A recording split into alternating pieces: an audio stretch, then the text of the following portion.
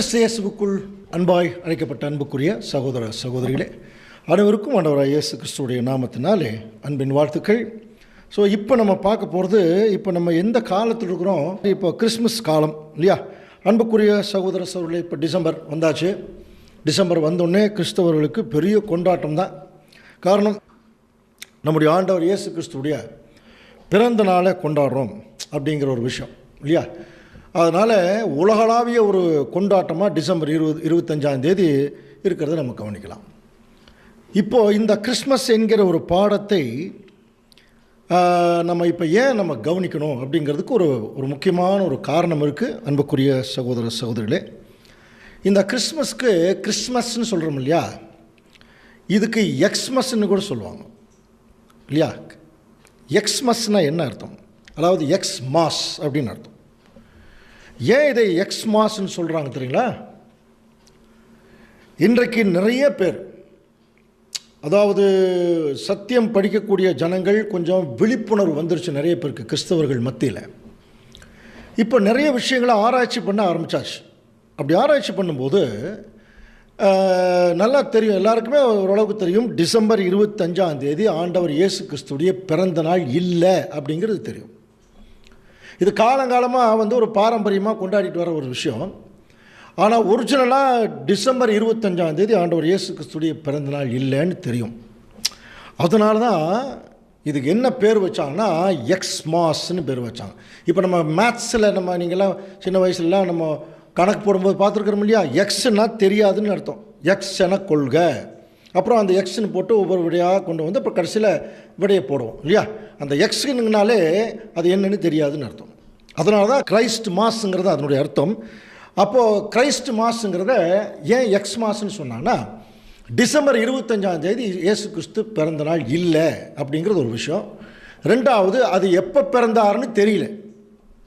அதனால தான் December 25 X மாஸ்ன்னு அங்கே வச்சாங்க.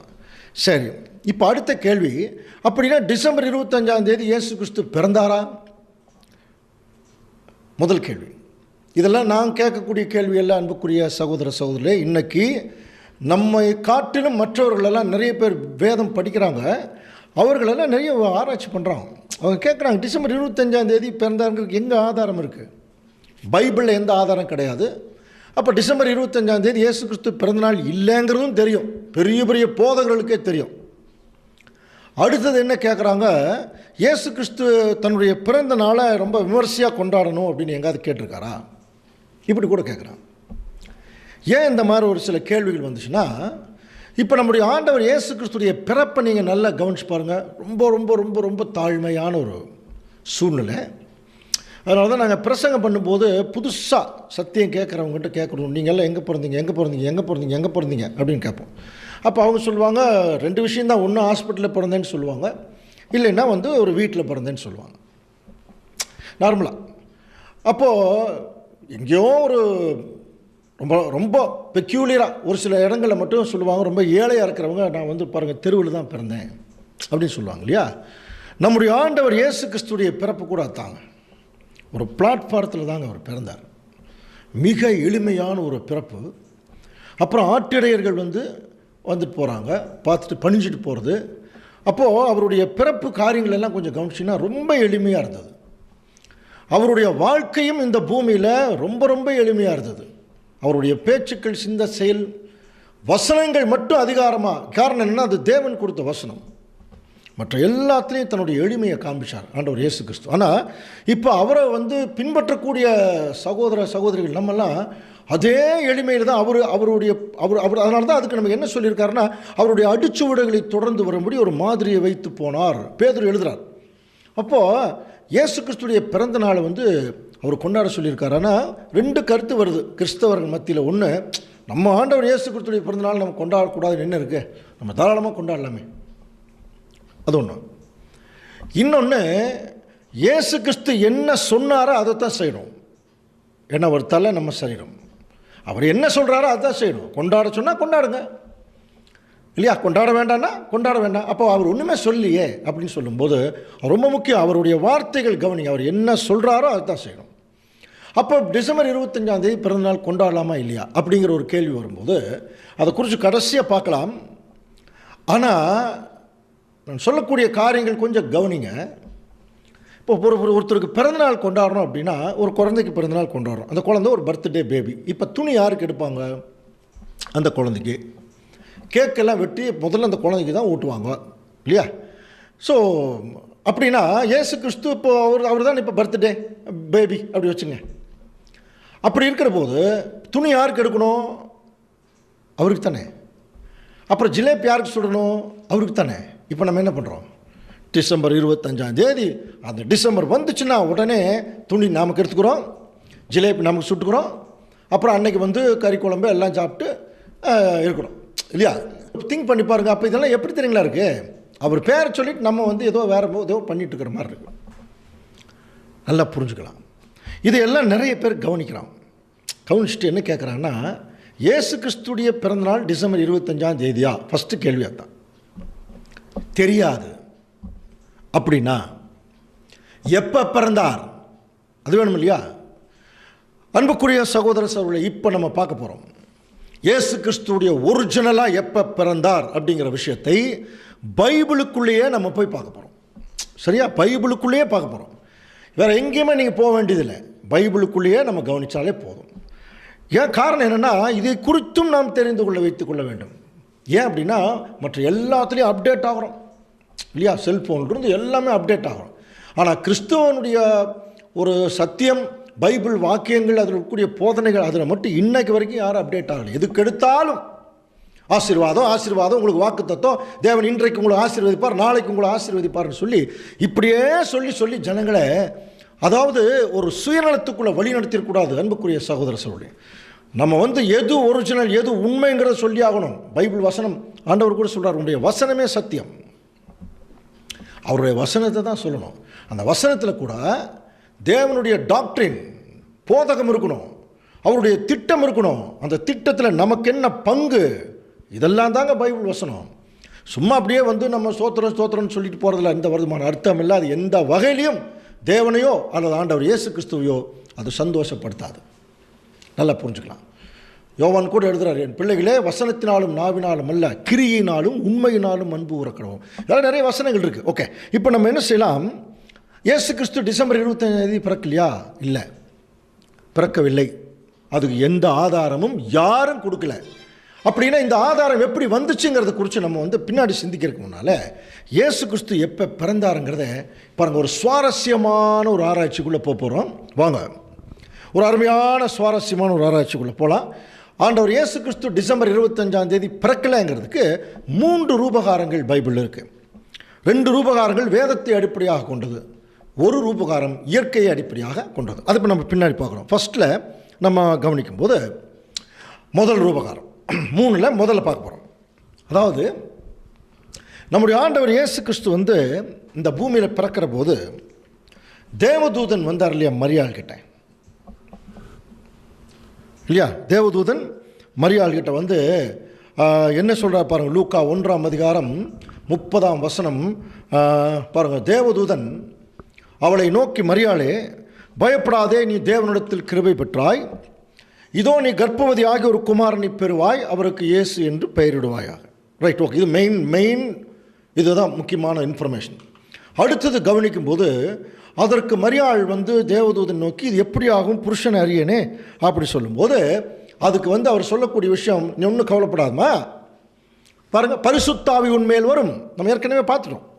உன்னதமானவருடைய பலம் உன்மேல் நிழலிடும், தேவனுடைய வல்லமை உன் வயிற்றுக்குள்ளே வரும், உன்மேல் நிழலிடும், அதனால் உன்னிடத்தில் பிறக்கும் பரிசுத்தம் உள்ளது தேவனுடைய குமாரன் எனப்படும் அப்படின்னு சொல்லிட்டு இதோட நிறுத்தியிருந்தால் பரவாயில்ல. இது வரைக்கும் நமக்கு தேவையான இன்ஃபர்மேஷன் தான். ஆனால் அதுக்கு அடுத்தது ஒரு வசனம் சொல்கிறார். இது நம்ம ரொம்ப சிந்திக்கணும். பைபிள் இருக்கிற ஒரு வசனம் கூட வேஸ்ட் ஆகாதுன்னு வேதம் சொல்லுது இல்லையா? இப்போ வாசிக்கலாம் பாருங்க. லூக்கா 1:36. இதோ உனக்கு இனத்தாளா இருக்கிற எலிசபெத் தன் முதிர் வயதிலே ஒரு புத்திரனை கர்ப்பம் தரித்திருக்கிறாள். மலடி எனப்பட்ட அவளுக்கு இது 6ஆம் மாதம். பாருங்க, என்ன முக்கியமான ஒரு இன்ஃபர்மேஷன் கொடுக்குறார் பாருங்க. அன்புக்குரிய சகோதர சகோதரி, என்ன சொல்றார்? உன் இனத்தாளா இருக்கிற உன்னுடைய க்ளோஸ் ஃப்ரெண்டு மரிய பாருங்க, அந்த எலிசபெத் அம்மா. அப்போ நல்லா புரிஞ்சுக்கலாமா? எலிசபெத் அம்மா யாரு? எலிசபெத் அம்மா யாருங்க? இயேசு கிறிஸ்துவுக்கு ஞானஸ்தானம் கொடுத்தார் இல்லையா யோவான் ஸ்நானகன். அவர் பேர் ஒரிஜினலாக யோவான் தான். அவர் ஞானஸ்தானம் கொடுத்ததுனால அவருக்கு என்னென்னு பேர் வந்துருச்சுன்னா யோவான் ஸ்நானகன் பேர் வந்துச்சு இல்லையா. ஸோ இந்த யோவான் ஸ்நானகனுடைய அம்மா, அந்த அம்மா தான் எலிசபெத் அம்மா. இப்போ இவங்க 2 பேரும் க்ளோஸ் ஃப்ரெண்ட்ஸ், இவங்க ரிலேஷன்ஸ் இருக்கலாம், அப்படி இருக்கலாம். அப்போது தேவதூதன் சொல்கிறார், உன்னுடைய ஃப்ரெண்டுக்கு இது 6வது மாதம்ங்கிறார். இப்போ தான் ஆண்டவர் இயேசு கிறிஸ்து என்கிற ஒரு கரு மரியம்மா வயிற்றில் உருவாகும் போது தேவதூதன் சொல்கிறார், உன்னுடைய ஃப்ரெண்டு எலிசபெத் அம்மாவுக்கு இது 6வது மாதம் அப்படின்னு ஒரு இன்ஃபர்மேஷன் கொடுக்குறார். அப்படின்னா என்ன பொருள் கவனிக்கிறீங்களா? யோவான் ஸ்நானகன் ஆண்டவர் இயேசு கிறிஸ்துவை விட 6 மாதம் மூத்தவர்னு பொருள். புரியுதுங்களா? அப்போ 6 மாதம் அவர் ஏற்கனவே கர்ப்பம் ஆகிட்டார், 6 மாதம் ஆயிடுச்சு. அப்போ அவருக்கு 6வது மாதம் இருக்கிற போது தான் இயேசு கிறிஸ்து இங்கே வந்து கர்ப்பமாகிறார். அப்போ இயேசு கிறிஸ்துவை விட யோவான் ஸ்நானகன் 6 மாதம் மூத்தவர். புரியுதுங்களா? நல்லா புரிஞ்சு. அதே அல்லது இயேசு கிறிஸ்து யோவான் ஸ்நானகரை விட 6 மாதம் பிறப்பில் இளையவர். இப்போ கவனிங்க, இப்போ ஆண்டவர் இயேசு கிறிஸ்துடைய பிறப்பு வந்து எந்த டைம்னு கரெக்டாக நமக்கு சொல்லப்படல. ஆனால் யோவான் ஸ்நானகனுடைய பிறப்பை பற்றி பைபிளில் கிளியராக இருக்குது. ஒரு இப்போ பார்க்க போகிறோம். இப்போ யோவான் ஸ்நானகனுடைய பிறப்பை குறித்து நீங்கள் பார்த்துட்டிங்கன்னா, எப்போ பிறந்தாருன்னு தெரிஞ்சுன்னு வச்சுங்க, அதிலிருந்து ஒரு 6 மாதத்தை பின்னாடி கழிச்சிங்கன்னா இயேசு கிறிஸ்துடைய பிறப்பு வந்துடும். சரிங்களா? இதுதான் வேத வாக்கியங்களை ஆராய்ந்து பாருங்கள், பைபிளாக தான் சொல்லுது. வேத வாக்கியங்களை ஆராய்ந்து பாருங்கள் அப்படின்னாலே இப்படி தான் நம்ம ஆராய்ந்து பார்க்கணும். சரி, இப்போ நம்ம என்ன செய்யலாம்? அப்போ யோவான் ஸ்நானகன் எப்போ பிறந்தார் அது கண்டுபிடிக்கணும் இல்லையா? யோவான் ஸ்நானகன் எப்போ பிறந்தார் அப்படிங்கிற போது கவனிக்கலாம். இப்போ யோவான் ஸ்நானகனுடைய ஹிஸ்ட்ரி எப்போ கொஞ்சம் வெளியே எடுக்கணும். ரொம்ப கஷ்டமான ஹிஸ்ட்ரியெல்லாம் கிடையாது, லூக்காவில் தான் இருக்குது. யோவான் ஸ்நானகனுடைய அப்பா வந்து சகரியா. சரிங்களா? அவர் வந்து ஒரு தேவாலயத்தில் ஊழியம் செய்யக்கூடிய ஒரு நிலைமையில் இருக்கக்கூடிய ஒரு ஆசாரியன். அந்த அம்மா வந்து எலிசபெத் அம்மா. இவங்க 2 பேருமே ஒரு பயபக்தி உள்ள ஒரு தாயும் தகப்பனுமா இருக்காங்க. இப்போ இவங்களுக்கு யோவான் ஸ்நானகனுடைய காரியங்கள் பிறக்கிற ஒரு விஷயம் நல்லா தெரியும் இல்லையா? இப்போது எந்த டைமில் யோவான் ஸ்நானனுடைய பிறப்பு இருந்ததுன்னு சொல்லி கவனிக்கும்போது கவனிக்கலாம். இப்போது அந்த சகரியா இருக்கார் பாருங்கள், அவர் எந்த ஆசாரிய வகுப்பில் வர்றார் அதை குறித்து கொஞ்சம் வாசிக்கலாம். லூக்கா 1ஆம் அதிகாரம் 5ஆம் வசனம். யூதேயா தேசத்தின் ராஜாவாகிய ஏரோதின் நாட்களில் அபியா என்னும் ஆசாரிய வகுப்பில் சகரியா என்னும் பேர் கொண்ட ஆசாரியன் ஒருவன் இருந்தார். பாருங்க, இவர் எந்த வகுப்பில் வராரா? அபியா என்னும் ஆசாரிய வகுப்பில் வரார். இப்போ அவர் ஒரு ஆசாரியன் இருந்தார், அவருடைய மனைவி தான் எலிசபெத்.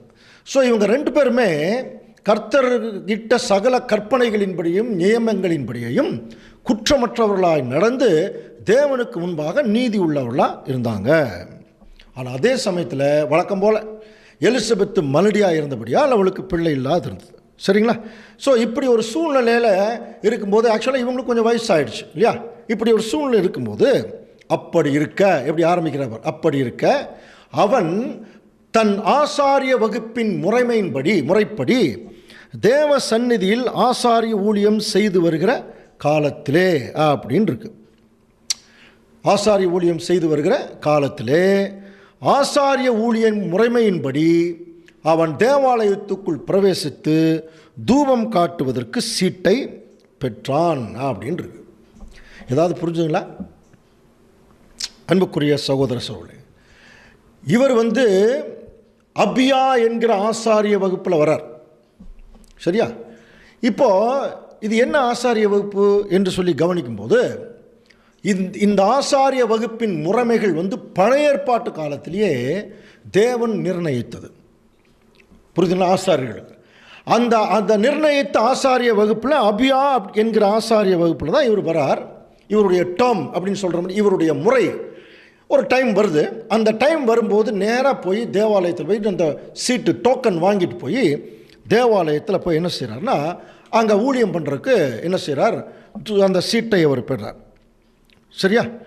சரி, அப்படி சீட்டை பெறும்போது இப்போ கவனிங்க, இப்போ உள்ளே போயாச்சு, தேவாலயத்துக்குள்ளே உள்ளே போயிட்டார்.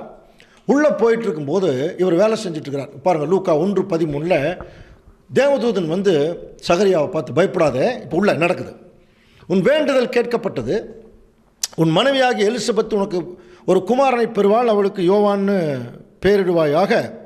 இதோ தகுந்த காலத்திலே நிறைவேறப் போகிற என் வார்த்தைகளை நீ விசுவாசியாதபடியினால் இவைகள் சம்பவிக்கும் நாள் மட்டும் நீ பேசக்கூடாமல் ஊமையாயிருப்பாய். புரியுதுங்களா? அதாவது தேவதூதன் வந்து சொல்கிறார், இப்போ உனக்கு ஒரு குழந்தை பிறகு போகுதுன்னு. இது இவர் நம்பலையா? நம்பாதனால தேவதூதன் சொல்கிறாரு, அதை நான் சொன்ன விஷயம் நிறைவேற வரைக்கும் நீ பேசவே மாட்டேன், ஊமையாக இருப்பேன் அப்படின்னு சொல்லி அங்கே சொல்லிட்டார். இப்போது என்னாச்சுன்னு பாருங்க. லூக்கா 1:21. ஜனங்கள் சகரியாவுக்கு காத்திருந்து அவன் தேவாலயத்தில் தாமதத்தினால் ஆச்சரியப்பட்டார்கள். இப்போ தாமதம் பண்ணுறதுனால ஆச்சரியப்படுறாங்க. அதே சமயத்தில் அவன் வெளியே வந்தபோது தேவதூதன் சொன்ன மாதிரி யார்கிட்டையும் பேசலை. அதனால தேவாலயத்தில் ஒரு தரிசனம் பார்த்தாருன்னு சொல்லி அவங்க தெரிஞ்சுக்கிட்டு போயிட்டாங்களா. ஆனால் அவர் வந்து ஒரு யார்கிட்டையுமே பேசாமல் ஊமையாக இருக்கார். இப்போ அடுத்த வசனமே ரொம்ப முக்கியமான வசனம். அவனுடைய ஊழியத்தின் நாட்கள் நிறைவேறின உடனே வீட்டுக்கு போகிறார். சரியா? ஊழியத்தின் நாட்கள் நிறைவேறின உடனே வீட்டுக்கு போகிறார்.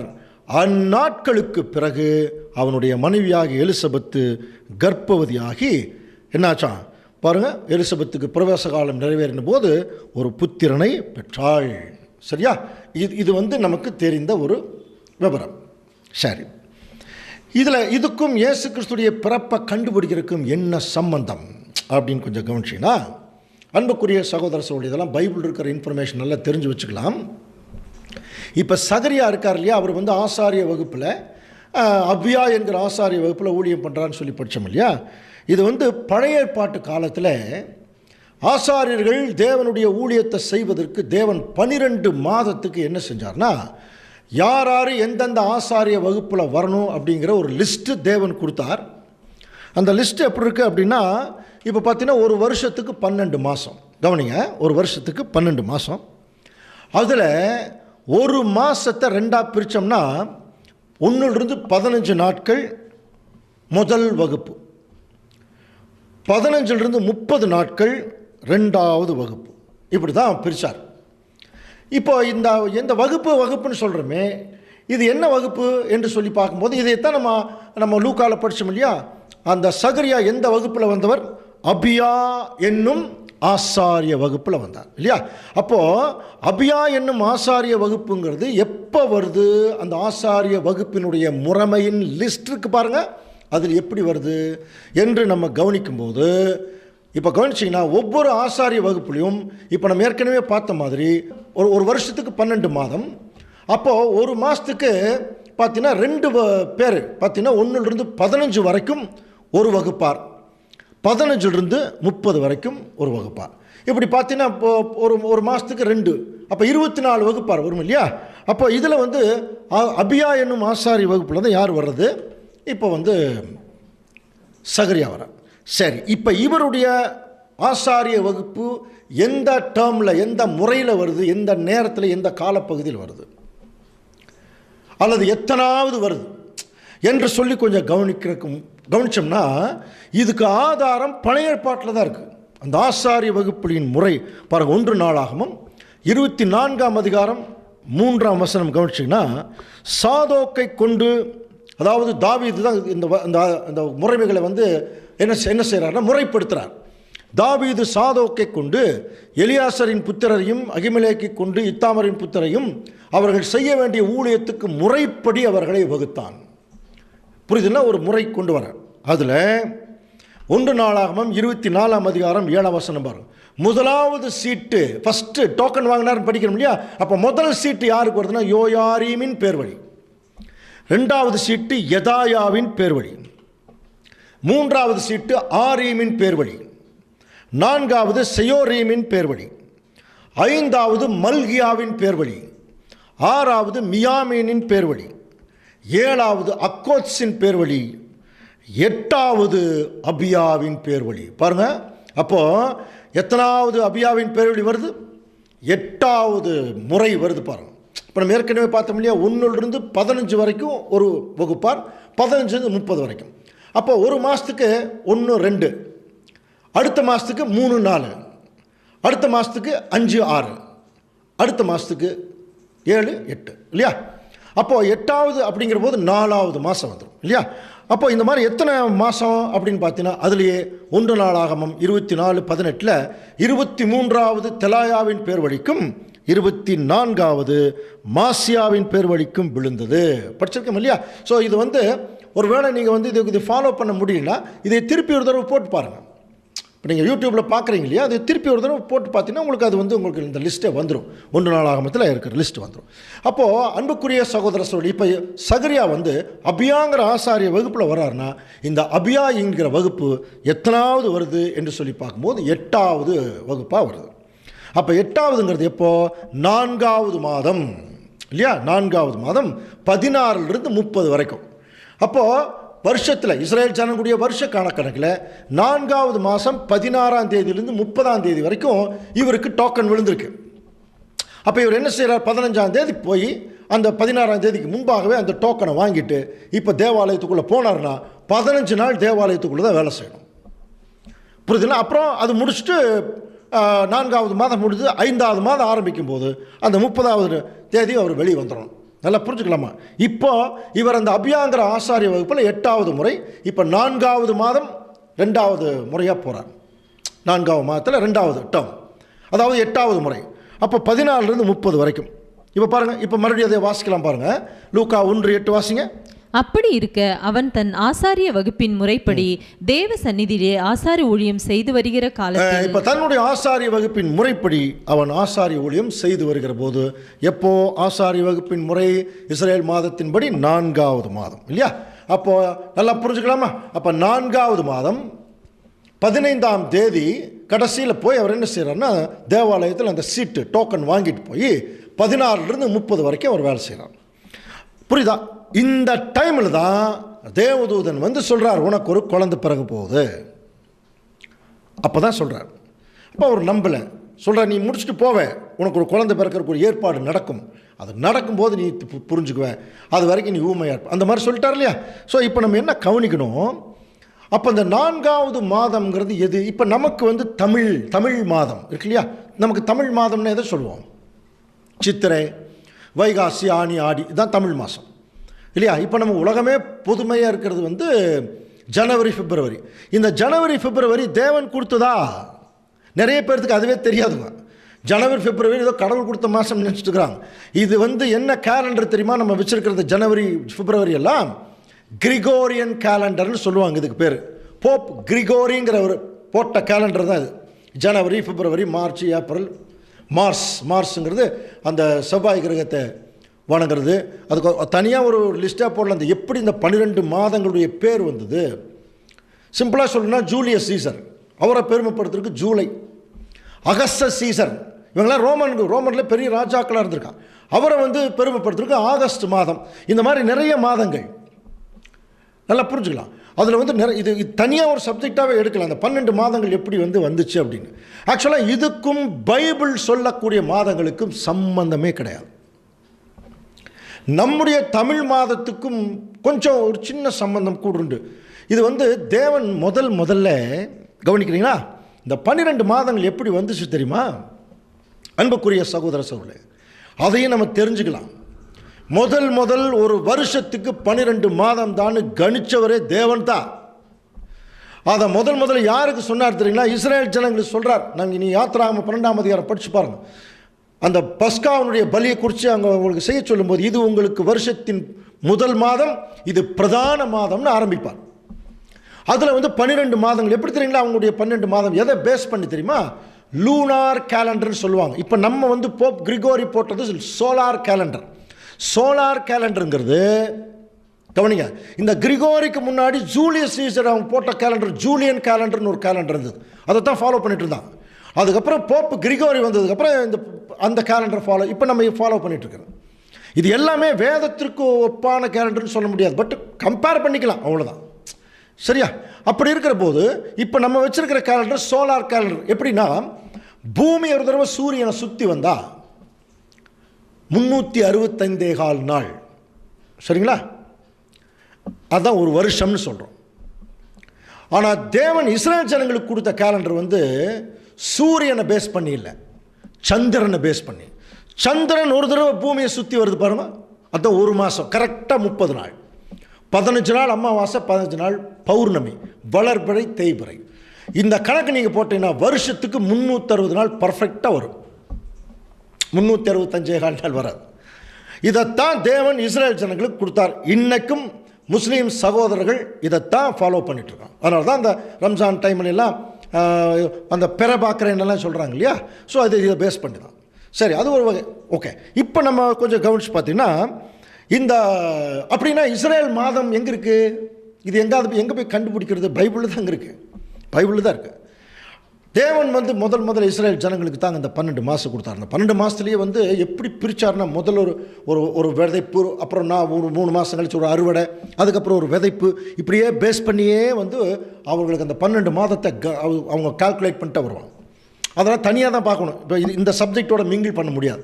ஏதோ ஒரு சந்தர்ப்பத்தில் தேவன் நமக்கு அதை வெளிப்படுத்தினால் அதை நம்ம தெரிஞ்சுக்கலாம். ஓகே, ஸோ இப்போது கொஞ்சம் பாருங்கள், இஸ்ரேல் ஜனங்களுடைய மாதங்கள் கொஞ்சம் கவனிச்சிங்கன்னா பாரு. இப்போ உங்கள் முன்னாடி டிஸ்பிளே பண்ணியிருக்கு இல்லையா. இது பார்த்தீங்கன்னா முதல் மாதத்துக்கு பேர் ஆபீப் அல்லது நீசான். ஆபீப்புங்கிறது ஒரிஜினல், அதுக்கு நீசான் இன்னொரு பேர் உண்டு.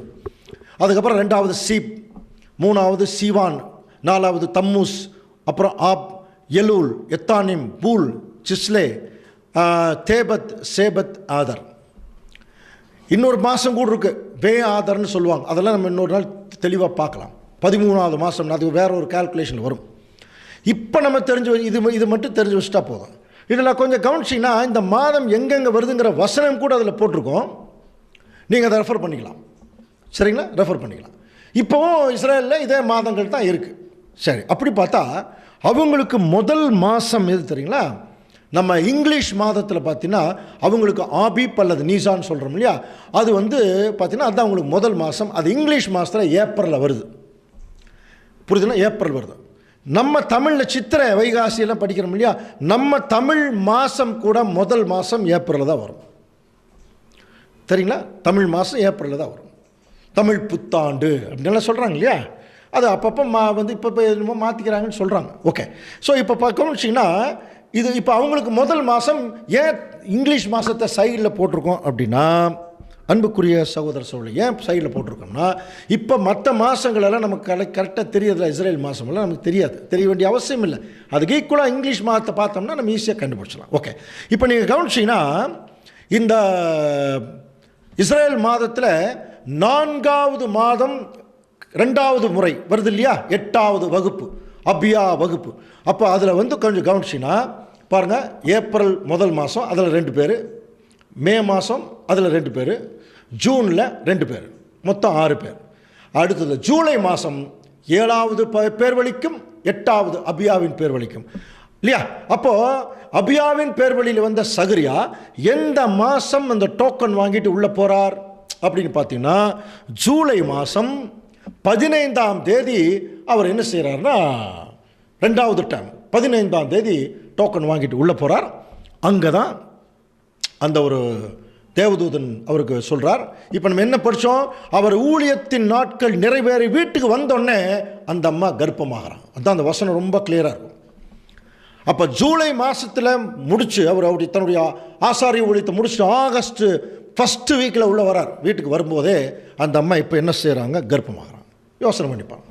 அப்போ ஆகஸ்டில் கர்ப்பமானால் கரெக்டாக 6 மாதம் கழித்து யார் கர்ப்பமாகிறதுன்னு படித்தோம்ப்போ. யார் கர்ப்பமாகிறது? மரியம்மா. நல்லா புரிஞ்சுங்க. அப்போ July, August, September, October, November, December பாருங்கள். அதிலிருந்து கால்குலேட் பண்ணிங்கன்னா அங்கே ஜனவரியில் பார்த்தீங்கன்னா ஆண்டவர் இயேசு கிறிஸ்து கர்ப்பமாகிறார். புரியுதா? அதான் 6 மாதம் அப்படி சொன்னார் பாருங்கள். அந்த தேவதூதன் சொன்னார் இல்லையா, மலடி எனப்பட்ட உன்னுடைய ஃப்ரெண்டுக்கு இப்போ 6 மாதம். அப்போது கவனிக்கிறீங்களா? அப்போது ஆகஸ்ட்டில் அந்த அம்மா கர்ப்பமாகறாங்க. கரெக்டாக 6 மாதம் கழித்து ஜனவரி. அப்போ ஜனவரியில் யார் கர்ப்பமாகிறது? மரியம்மா கர்ப்பமாகறாங்க. நீங்களே சொல்லுங்கள், ஜனவரியில் கர்ப்பமானால் டிசம்பர்லேயே குழந்தை பிறக்கும். 12வது மாதத்துலேயே குழந்தை பிறக்கும். குழந்தை என்ன தெரியுங்களா? 10 மாதத்தில் பிறக்கிறது தான் குழந்தை. நமக்கு நல்லா தெரியும் இல்லையா? கரெக்டாக 10 மாதம். அன்புக்குரிய சகோதர சொல்லி அப்படியே நீங்கள் ஜனவரியில் இந்த கால்குலேட் பண்ணி போனீங்கன்னா பார்த்தீங்கன்னா அக்டோபர் மாதம் தாங்க 10வது மாதம். புரியுதா? இதில் ஜனவரியிலேருந்து கால்குலேட் பண்ணிகிட்டே போனீங்கன்னா கரெக்டாக 10வது மாதம் அக்டோபர் வரும். அப்படின்னு நல்லா புரிஞ்சுக்கலாமா? இயேசு கிறிஸ்துடைய ஒரிஜினலாக பிறந்த மாதம் இந்த அழகான ஒரு தீர்க்க தரிசனத்தின்படி அக்டோபர் மாதம் முதல் வாரம் தாங்க ஆண்டவர் இயேசு கிறிஸ்து பிறந்தது. புரியுதா? அக்டோபர் மாதம் முதல் வாரம். நான் சொல்கிறது உங்களுக்கு புரிஞ்சிருக்கும்னு நினைக்கிறேன். இப்போ சின்னதாக மறுபடியும் ரெப்பிட்டிஷன் என்னென்னா, இயேசு கிறிஸ்துவுக்கு யோவான் ஸ்நானகன் 6 மாதம் மூத்தவர். புரியுதா? அப்போ இயேசு கிறிஸ்து யோவான் ஸ்நானகன் பிறந்து 6 மாதம் கழித்து தான் இயேசு கிறிஸ்து பிறக்கிறார். இன்னும் வேறு மாதிரி சொல்லணும்னா, யோவான் ஸ்நானனுடைய தாய் 6 மாதம் இருக்கிற போது இயேசு கிறிஸ்து கர்ப்பமாகிறார். அப்போ யோவான் ஸ்நானனுடைய பிறப்பு என்னன்னு கண்டுபிடிச்சிட்டோம். எப்போது? ஜூலை மாதம் அவர் முடித்து தன்னுடைய வீட்டுக்கு வரார். ஆகஸ்ட்டில் கர்ப்பமாகும்போது ஜனவரியில் 6வது மாதம் ஆகுது. யாருக்கு? எலிசபெத்துக்கு. எலிசபெத்துக்கு 6வது மாதம் இருக்கும்போது இயேசு கிறிஸ்துவுக்கு முதல் மாதம். அப்போ ஜனவரியில் கர்ப்பமானால் எப்போ குழந்தை பிறக்கும்? 10வது மாதம் அக்டோபரில் தான் குழந்தை பிறக்கும். சமீபத்தில் ஏதோ ஒரு வேளை நான் சொல்கிறது கரெக்டாக நீங்கள் செக் பண்ணிங்க. டிசம்பர் மாதத்தில் மரியாள் கர்ப்பமான நாள்னு ஏதோ எங்கேயோ ஒரு இடத்துல பார்த்தோம், ஒரு கேலண்டர்லேயும் ஏதோ பார்த்தோம். அது எது கரெக்டாக இல்லைன்னு தெரில. நீங்கள் ஒரு வேளை நீங்கள் அதை குறித்து ஏதாவது ஆராய்ச்சி பண்ணி நான் செக் பண்ணிங்க.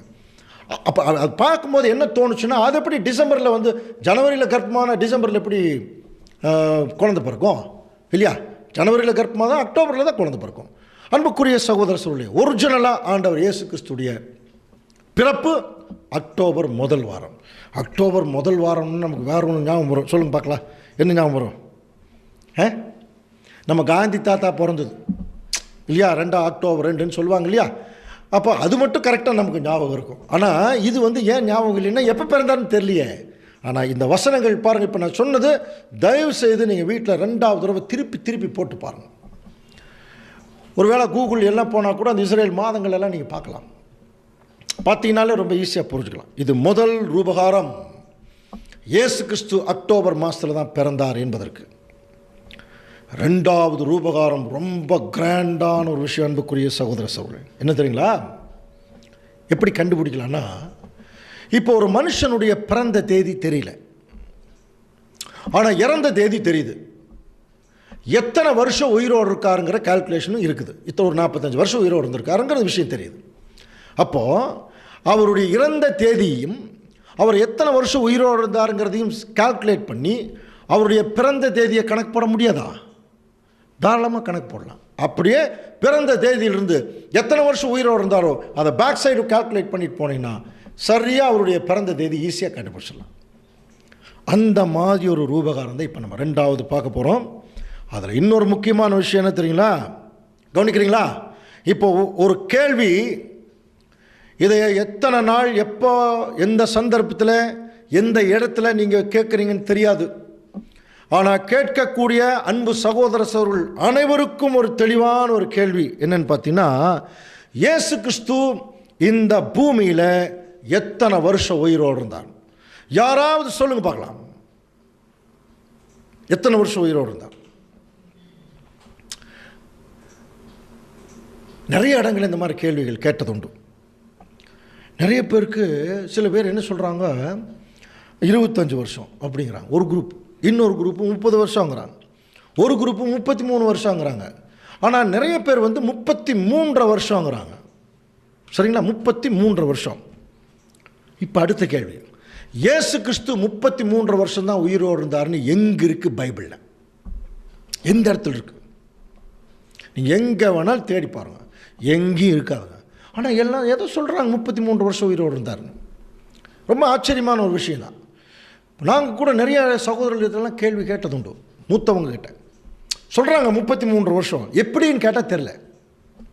பெரிய பெரிய போதர்கள்ட்ட கேட்பாருங்க, சொல்லுவாங்க, எப்படின்னு கேட்டால் தெரியாது. ரொம்ப ஆச்சரியமான ஒரு விஷயம் என்னன்னு பார்த்தீங்கன்னா, ஆண்டவர் இயேசு கிறிஸ்து 33 வருஷம்தான் உயிரோடு இருப்பார் அப்படின்னு டைரக்டாக எங்கேயும் வசனம் இல்லை.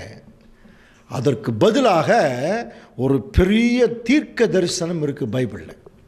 அந்த தீர்க்க தரிசனத்தின் அடிப்படையில் தான் 33 வருஷங்கிறத நம்ம கண்டுபிடிக்க முடியும். இதை எங்களுக்கெல்லாம் சத்தியம் சொல்லிக் கொடுத்த மிக மூத்த சகோதரர்கள் ரொம்ப தெளிவாக ஆராய்ச்சி பண்ணி சொன்னாங்க. அது எப்படியோ வந்துருச்சு வெளியே. ஆனால் 33 வருஷம்னு தெரியுது, ஆனால் எப்படிங்கிறது நிறைய பேருக்கு தெரியாமல் ஒரு சூழ்நிலை. ஆனால் இப்போ தேவன் ஒரு அருமையான வாய்ப்பை கொடுக்குறார், ஒரு தீர்க்க தரிசனத்தை புரிந்து கொள்வது. நம்ம ஏற்கனவே ஹவு டு ஸ்டடி பைபிள்னு ஃபஸ்ட்டு கிளாஸ் எடுத்து ஞாபகம் இருக்கலாம். தீர்க்க தரிசனங்கள் எப்படி புரிஞ்சுக்கிறது, அதே மாதிரி ஒரு தீர்க்க தரிசனத்தை இப்போ நம்ம பார்க்க போகிறோம்.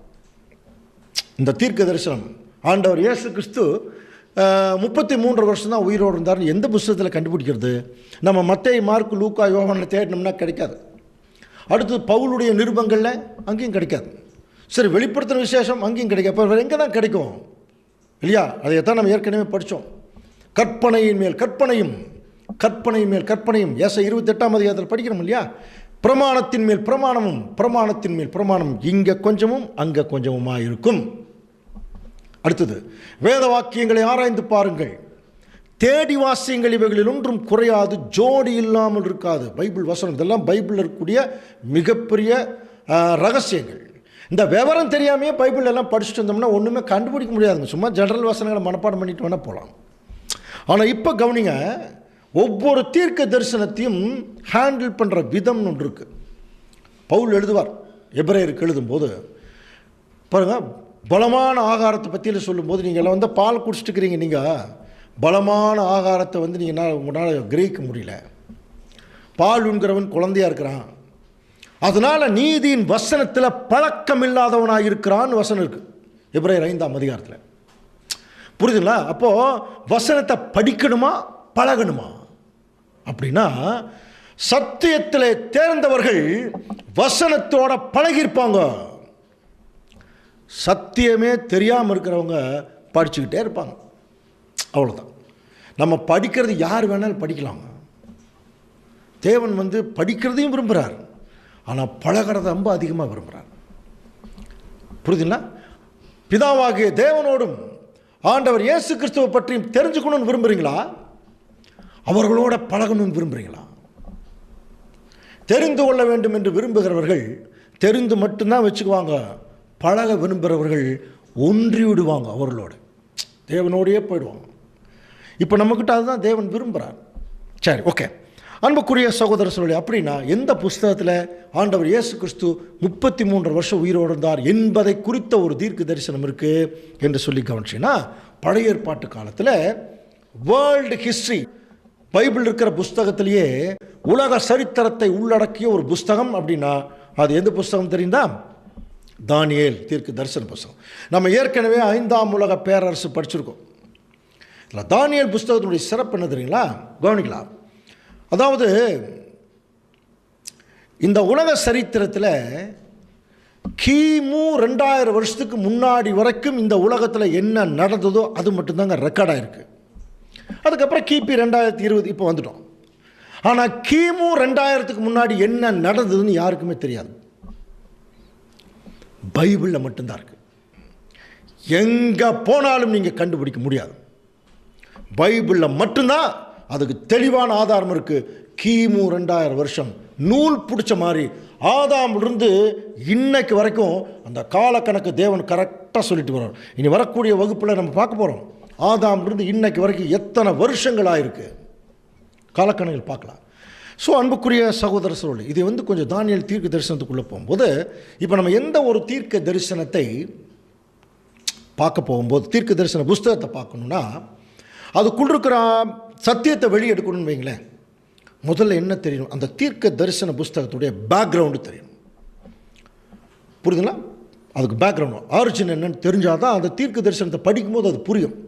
அந்த அடிப்படையில் இஸ்ரேல் ஜனங்கள், தேவன் வந்து இவங்களுக்கு இன்னொரு கானான் தேசத்தில் கொண்டு போய் அவங்க செட்டில் பண்ணார்.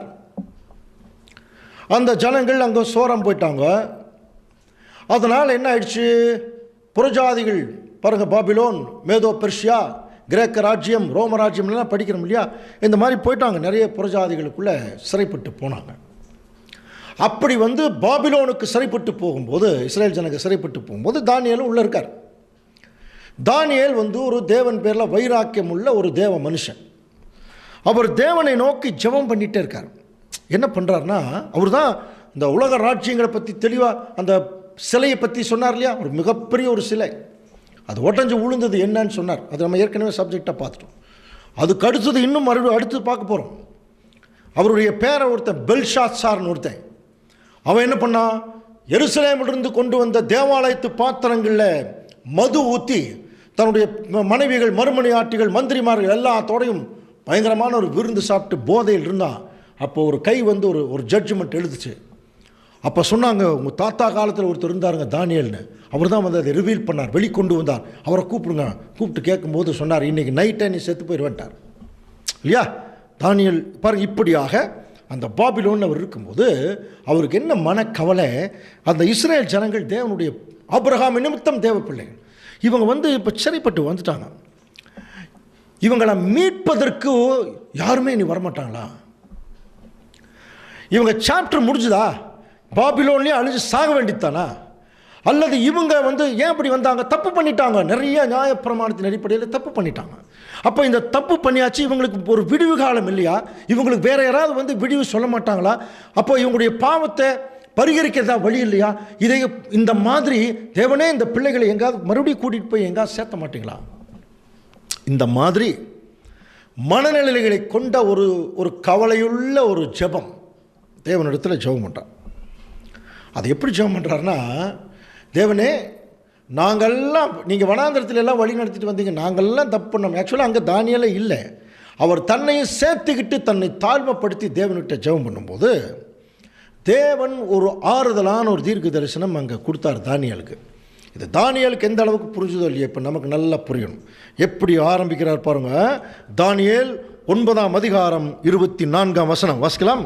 மீறுதலை தவிர்க்கிறதற்கும், பாவங்களை தொலைக்கிறதற்கும், அக்கிரமத்தை நிவர்த்தி பண்ணுகிறதற்கும், நித்திய நீதியை வருவிக்கிறதற்கும், தரிசனத்தையும் தீர்க்க தரிசனத்தையும் முத்திரிக்கிறதற்கும், மகா பரிசுத்தம் உள்ளவரை அபிஷேகம் பண்ணுகிறதற்கும், உன் ஜனத்தின் மேலும் உன் பரிசுத்த நகரத்தின் மேலும் 70 வாரங்கள் செல்லும்படி குறிக்கப்பட்டிருக்கிறது. நீண்ட வசனம், ஒரு பெரிய வசனம் கொடுக்குறார். எப்படி தானியேல்கிட்ட சொல்றார், பார்ப்பா, மீறிட்டாங்க இஸ்ரேல் ஜனங்க, பாவம் செஞ்சுட்டாங்க, அக்கிரமம் பண்ணிட்டாங்க, நீதியை அவங்க வருவிக்கலை. இப்போ நான் என்ன செய்ய போகிறேன் கவனி. நீ உன்னுடைய பிள்ளைகள் இந்த இஸ்ரேல் ஜனங்களை வந்து மீட்கிறதுக்கு ஏதாவது வாய்ப்பு இருக்குதா, அவங்களுக்கு ஏதாவது தண்டனை கொடுக்குறீங்களான்னு கேட்குறது தானே. இப்போ நான் சொல்கிறேன் பார் அப்படின்ட்டு ஆரம்பிக்கிறார்.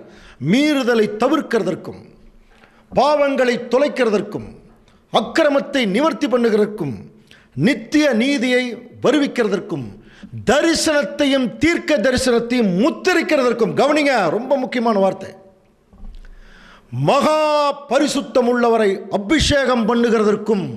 யாருங்க யாருங்க மகா பரிசுத்தம் உள்ளவர்? ஆண்டவர் இயேசு கிறிஸ்து. அங்க கிறிஸ்துவை பத்தி பேசுறாருங்க. அவர் வந்து தான் இந்த வேலையை செய்ய போறாரா. மீறுதலை தவிர்க்கிறது அப்படின்னா புரியுதா? மீறிட்டே இருந்தாங்க, அதுக்கு பதிலாக இயேசு கிறிஸ்து கீழ்ப்படிஞ்சு காட்டுறார். பாவம் செஞ்சுட்டு இருந்தாங்க, அதுக்கு பதிலாக இயேசு கிறிஸ்து பாவங்களுக்காக தன்னை ஜீவ பலியாக கொடுக்குறார். அக்கிரமம் பண்ணிட்டு இருந்தாங்க, கிறிஸ்து வந்து அதை கிரமமாக மாத்துறார், சொல்லி கொடுக்குறார். நித்திய நீதியை வருவிக்கிறார் இந்த பூமியில். அதே சமயத்தில் இந்த பூமிக்கு வந்தோன்ன முதல் எல்லாத்தையும் சீல் பண்ணாராம். நம்ம திருத்துவம் சப்ஜெக்டில் படித்தோம் இல்லையா, தேவன் ஆண்டவர் இயேசு கிறிஸ்துவ இந்த பூமியில் அனுப்பும்போது என்ன சொல்லி அனுப்பினார்? ஏசாயாவில் படிக்கிற முடியும் 6ஆம் அதிகாரத்தில், நீ போய் எல்லாருடைய கண்களை மூடி போடு, அதுதான் சீல் பண்ணுறது. அப்போ முதல் வருகையை குறித்து பேசுகிறார். இயேசு கிறிஸ்து வந்து தரிசனத்தையும் தீர்க்க தரிசனத்தையும் சீல் பண்ணாராம். பண்ணுறதுக்கும் அடுத்தது மகா பரிசுத்தம் உள்ளவர் ஆண்டவர் இயேசு கிறிஸ்துவை அபிஷேகம். அபிஷேகம்னா மேலே அப்படியே ஒரு இறக்கிறது தானே. அப்போ ஆண்டவர் இயேசு கிறிஸ்து மேலே ஒரு அபிஷேகம் இறங்குச்சு இல்லையா? எப்போ? அவருடைய ஞானஸ்நானத்தில் இல்லையா? அப்போ ஞானஸ்நானத்தில் அவர் அபிஷேகம் பண்ணுகிற வரைக்கும் உன் ஜனத்தின் மேலும், உன் ஜனம் இஸ்ரேல் ஜனங்கள் இப்போ இங்கே இருக்கிறாங்க. அவங்க இப்போ சொல்கிறார், இன்னும் கொஞ்சம் டைம் உங்களுக்கு கொடுத்து வச்சுருக்கேங்கிறார். பாருங்கள், உன் ஜனத்தின் மேலும் உன் பரிசுத்த நகரத்தின் மேலும் 70 வாரங்களும் படி குறிக்கப்பட்டிருக்கிறது. இன்னும் சொல்ல போனால், இன்னும் உன் ஜனத்துக்கு ஆண்டவர் இயேசு கிறிஸ்து இந்த பூமியில் வந்து அவங்களுக்கு சில காரியங்களை செய்கிற வரைக்கும் இன்னும் மொத்தமாக ஒரு 70 வாரம் டைம் கொடுக்குறேன், அதுக்குள்ளே திருந்திர சொல்லு. அதுதான் அதனுடைய அர்த்தம். புரியுதா? அப்போ 70 வாரங்கள் உனக்கு டைம் தரேன். சரி, இந்த 70 வாரங்கள் எங்கே ஆரம்பிக்குது? நல்லா புரிஞ்சுங்களா? 70 வாரங்கள் எங்கே ஆரம்பிக்குது? அதுக்கு ஒரு கால கணக்கு சொல்கிறா பாருங்க. தானியேல் 9:25 வாசிங்க. இப்பொழுது நீ அறிந்து உணர்ந்து கொள்ள வேண்டியது என்னவென்றால், எருசலேமை திரும்ப எடுப்பித்து கட்டுகிறதற்கான கட்டளை வெளிப்படுவது முதல். பாருங்க, இப்போது நீ நல்லா தெரிஞ்சுக்கோ, எருசலேமை திரும்ப எடுப்பித்து கட்டுவதற்கான கட்டளை வெளிப்படுவது முதல். இது ஒரு டைம். பிரபுவாகிய மேசியா வருமட்டும் இது ஒரு டைம். அப்போ இந்த பக்கம் எருசலேமை திரும்ப எடுப்பித்து கட்டுறது காலத்திலிருந்து மேசியா வர்ற வரைக்கும் அப்படிங்கிறார். மேசியான்னா என்ன அர்த்தம்? ஞாபகம் இருக்குல்ல? மேசியான்னு என்ன அர்த்தம் தெரியுமா? மேசியாங்கிறது எபிரேய வார்த்தை. அதுக்கு ஈக்குவலான கிரேக்க வார்த்தை தான் கிறிஸ்து. தமிழ்லையும் கிறிஸ்து தான். ஆனால் அதுக்கு என்ன அர்த்தம்னா அபிஷேகம் பண்ணப்பட்டவர்னு அர்த்தம். அதான் மேல வசனம் பார்த்தோம், மகா பரிசுத்தம் உள்ளவரை அபிஷேகம் பண்ணுற வரைக்கும். அப்போ மேசியானாலே அபிஷேகம் பண்ணப்பட்டவர்னு அர்த்தம்.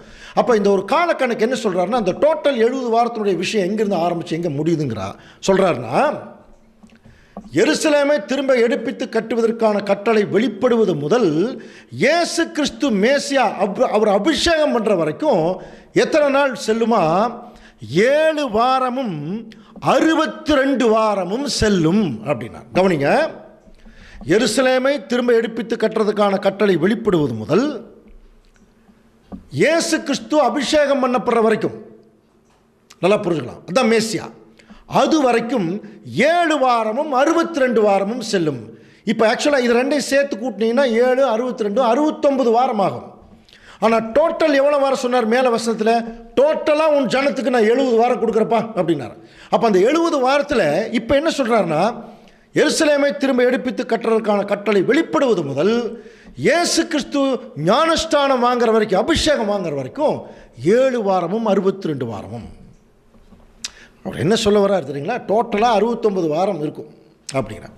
அப்போ கடைசியாக மிச்சம் ஒரு வாரம் இருக்குது. அதில் என்ன நடக்க போகுதுன்னு இப்போ பின்னாடி பார்க்கலாம். புரியுதா? அப்போ இயேசு கிறிஸ்து ஞானஸ்தானம் எடுக்கிற வரைக்கும் 69 வாரமாக. இப்போ நீங்கள் ஒரு கேள்வி நீங்கள் கேட்கணும், இதை 69 வாரம்னே சொல்லியிருக்கலாமே, அதை ஏன் 7 வாரமும் 69 வாரம்னு ரெண்டாக பிரித்தார்? தீர்க்க தரிசனத்தில் இந்த மாதிரி பிரிச்சிருந்ததுன்னா அது ஈவெண்ட்ஸ் அடிப்படையில், அதாவது அங்கே நடந்த நிகழ்ச்சிகளுடைய அடிப்படையில் தான் சில தீர்க்க தரிசனங்கள் பிரியும். இப்போது நம்ம இன்னொரு விஷயத்தை நம்ம இன்னும் கற்றுக்கொள்ளவே இல்லை, தெரிஞ்சுக்கல. அது என்னன்னு பார்த்தீங்கன்னா, கவனிங்க, இப்போது இஸ்ரேல் ஜனங்கள் பாபிலோனுக்கு சிறைப்பட்டு வந்துட்டாங்க. எதனால் வந்தாங்க? கீழ்ப்படியில். இப்போ இவங்க எங்கே இருந்தாங்க? இஸ்ரேல் நாட்டில் இருந்தாங்க. நல்லா புரிஞ்சுக்கலாம், இஸ்ரேல் நாட்டில் இருந்தாங்க. அவர்களுக்கென்று தேவன் ஒரு ராஜா கொடுத்துருந்தார். முதல் சவுலு, தாவீது, அப்புறம் சாலமோனுக்கு அப்புறம் ராஜ்யபாரம் 2ஆக உடஞ்சுது. இதெல்லாம் நமக்கு தெரியும் இல்லையா? 10 கோத்திரம் புறஜாதிகளுக்குள்ளே போயிட்டாங்க. மிச்சம் 2 கோத்திரம் யூதா, பெஞ்சமின் கோத்திரம் எருசலேமை தலைநகரமாக கொண்டு ஆண்டு வந்தாங்க. இவர்களும் தப்பு பண்ணி சோரம் போனதுனால இவர்களுக்கு தண்டனை கொடுக்கிறது தான் தேவன் வடகிழக்கிலிருந்து அந்த நேபுகாத்நேச்சாரை கூட்டிகிட்டு வந்தார். ஒரு பெரும் படையுடன் வந்தான். உங்களுக்கு தெரியும், நம்ம படிச்சிருக்கோம். 3 முறை படையெடுத்து வந்தான். அதில் 3ஆவது முறை கம்ப்ளீட்டாக எருசலேம் நகரத்தையே தீய வச்சு கொளுத்தி, தேவாலயத்தையும் தீய வச்சு கொளுத்தி, எல்லா தங்கத்தையும் சுருட்டிட்டு போனது மட்டும் இல்லாமல் அங்கே இருக்கிற தேவாலய பாத்திரங்கள் எல்லாத்தையும் என்ன பண்ணிட்டான்? எடுத்துக்கொண்டு போய் பாபிலோனில் கொண்டு போய் வச்சிட்டான். எருசலேம் நகரமே தீக்கிரையானது, சுட்டரிக்கப்பட்டது, போயாச்சு. பாபிலோன் சிறையிருப்பு இருக்கிறாங்க. தேவன் வந்து பார்க்குறாரு.